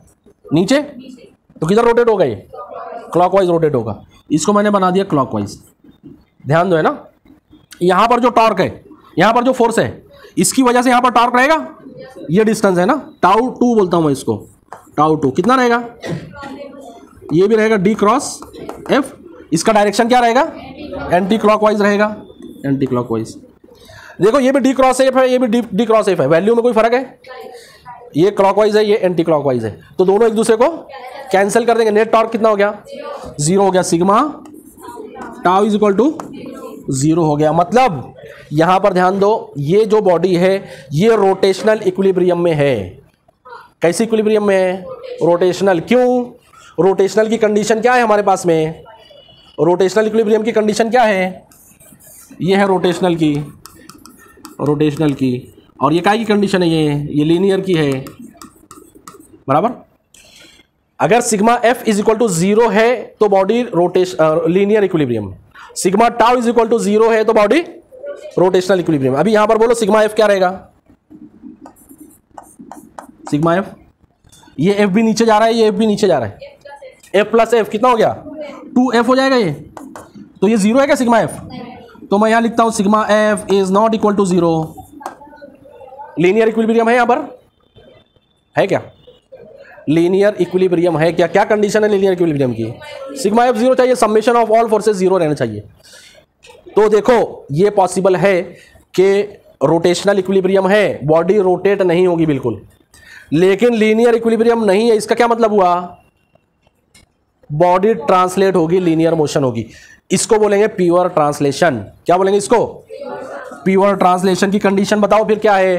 प्योर ट्रांसलेशन की कंडीशन ये है सिग्मा टाउ 0 रहेगा बट सिग्मा एफ 0 नहीं रहेगा। समझ में आया? आप बोलो प्योर रोटेशन की कंडीशन क्या हो जाएगी? सेम बॉडी है, एक फोर्स मैंने ऊपर के डायरेक्शन में लगा दिया, एक फोर्स नीचे के डायरेक्शन में लगा दिया। सेंटर यहीं पर है और दोनों का डिस्टेंस भी वही है। ये डिस्टेंस d है, ये भी डिस्टेंस क्या है? d है। अभी देखो यहां पर मैंने बोला इस फोर्स की वजह से टॉर्क रहेगा टाउ 1, इस फोर्स की वजह से रहेगा टॉर्क टाउ 2। बोलो टाउ 1 की value d cross f, clockwise के anticlockwise? Anticlockwise. Tau 2 बोलो d cross f, anticlockwise. दोनों एंटी क्लॉकवाइज है। सिग्मा टाउ बोल दो। Sigma tau is equal to 2 times d cross f। सही है? 0 है तो sigma tau is non zero, not equal to 0। अभी बोलो सिग्मा एफ, एफ ऊपर जा रहा है और एफ नीचे भी जा रहा है, तो कितना हो गया? 0 हो गया। अभी देखो यहां sigma F 0 but sigma tau not 0। Sigma tau 0 नहीं है तो फिर यहां पर कौन सा मोशन होगा? रोटेशन होगा यहां पर। सिग्मा F0 इसका मतलब यहां पर लीनियर नहीं होगा, ट्रांसलेशन नहीं होगा, तो इसको क्या बोलेंगे फिर? इसको बोलेंगे प्योर रोटेशन। प्योर रोटेशन की कंडीशन बोलो फिर, sigma tau not 0, sigma F0, ये कंडीशन रहेगा इसका। यहां पे जो लिखो ना, इसको जैसा फोर्सेस लिखे वैसे इसको भी लिख लो, tau x sigma tau x is equal to 0, sigma tau y is equal to 0 और sigma tau z is equal to 0। Clockwise और एंटी क्लॉकवाइज अलग अलग 0 नहीं रहेगा ना, दोनों मिलाकर 0 रहेगा, जैसे यहां पर है। Easiest part of this chapter, principle of lever क्या है देखो,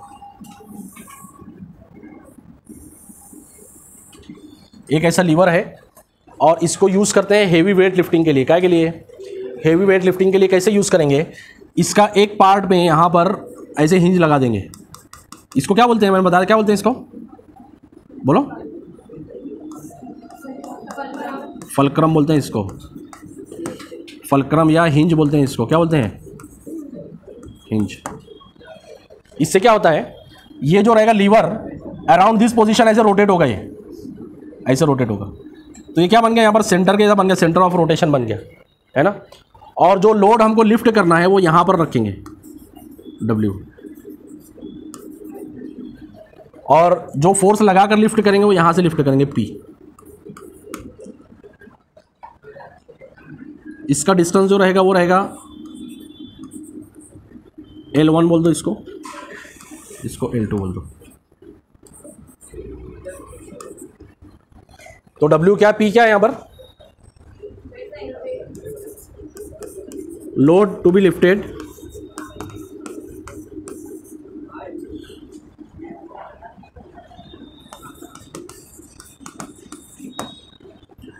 P जो रहेगा फोर्स अप्लाइड, उसको एफर्ट बोलते हैं, एफर्ट अप्लाइड।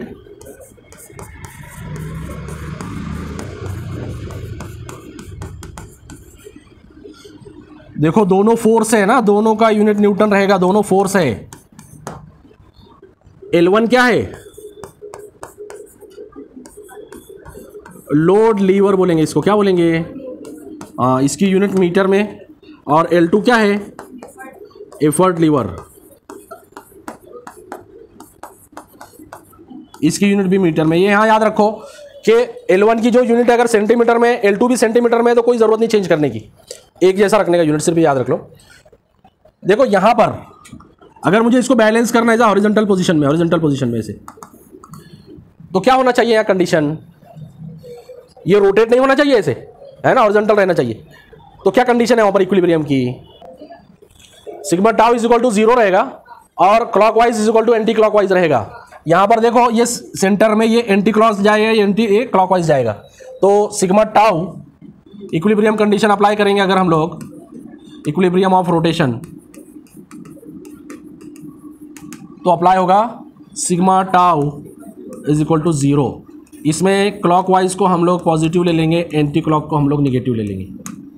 तो क्लॉकवाइज ये वाला प्रोड्यूस कर रहा है, एंटी क्लॉक ये वाला, तो ये क्या हो जाएगा फिर? हाँ, L2 cross P minus L1 cross W is equal to 0। ये इधर चला जाएगा, L2 cross P, capital P है ना, is equal to L1 cross W। तो W upon P is equal to क्या हो जाएगा? L2 upon L1। इसके बारे में बताओ, W अपॉन P के बारे में हम क्या बता सकते हैं गारंटी के साथ में? W अपॉन P के बारे में हम गारंटी के साथ क्या बता सकते हैं? W ज़्यादा रहेगा, क्योंकि मैंने शुरू में बताया ये लोड, हेवी लोड उठाने के लिए है ना। तो अगर P जो है W से ज़्यादा हो गया तो क्या हो जाएगा? ये गिर जाएगा, मतलब जितना लोड उठाना है उससे ज़्यादा एफर्ट लगा रहे ऐसा हो जाएगा। तो P कम रहेगा कभी भी, तो W अपॉन P जो रहेगा वो कैसे रहेगा? ग्रेटर देन 1 रहेगा। तो L2 अपॉन L1 भी क्या रहेगा? ग्रेटर देन 1, या L2 ग्रेटर देन L1। तो ये याद रख लो कि प्रिंसिपल ऑफ लीवर में L2 मतलब क्या? एफर्ट आर्म है, ये एफर्ट लीवर या एफर्ट आर्म, ये क्या रहेगा? ग्रेटर देन L1 रहेगा। तो अगर L2 ग्रेटर है तो इसीलिए W ग्रेटर रहेगा किससे? P से।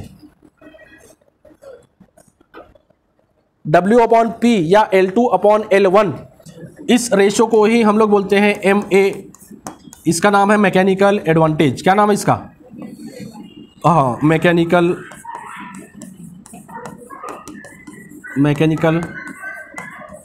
एडवांटेज।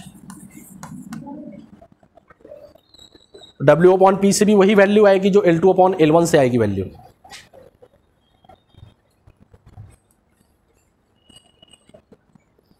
तो प्रिंसिपल ऑफ लीवर में क्या अप्लाई किया हमने रोटेशनल इक्विलिब्रियम अप्लाई किए यहाँ पर, है ना, प्योर रोटेशनल इक्विलिब्रियम अप्लाई किया हमने, sigma tau is equal to 0। याद रखो जब भी वर्ड डायनेमिक्स आएगा इसमें 3 चीज़ें आएगी। डायनेमिक्स में कितनी चीज़ें आती है? 3।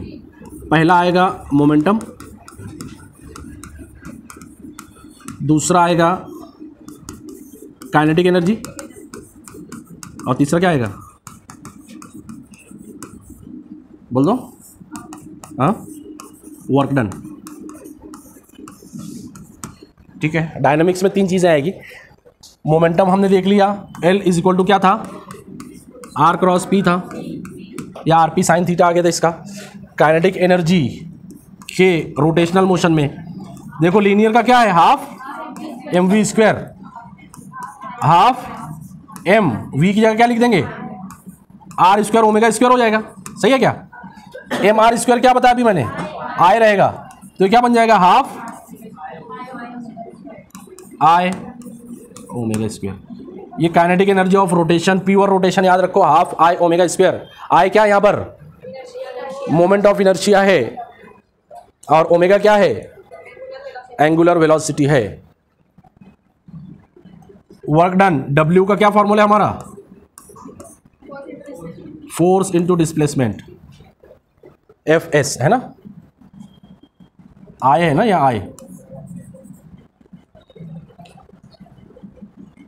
S की जगह हम क्या लिख सकते हैं? R theta. S is equal to R theta रहता है क्या? तो F इंटू R क्या हो जाएगा? टाउ। तो वर्क डन इन रोटेशन क्या आया? Tau theta. F का इक्विवेलेंट इन रोटेशन टाउ, S का इक्विवेलेंट रोटेशन में थीटा।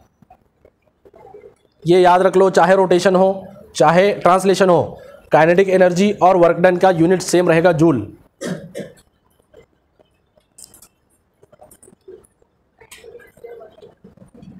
जहां पर एनर्जी और वर्क आया वहां पर पावर भी आ जाएगा। 4 नंबर, पावर। P का क्या फॉर्मूला है? Work done upon time. ये क्या हो जाएगा? वर्क डन आ गया tau theta upon T। Angular displacement per unit time क्या रहेगा? Angular velocity. तो ये हो जाएगा टाउ ओमेगा। तो टाउ थीटा अगर आया तो वर्क डन, टाउ ओमेगा अगर आ गया तो पावर हो जाएगा वो। ये F इंटू वी के बराबर है ना, F इंटू वी के बराबर है, ये F इंटू एस के बराबर है।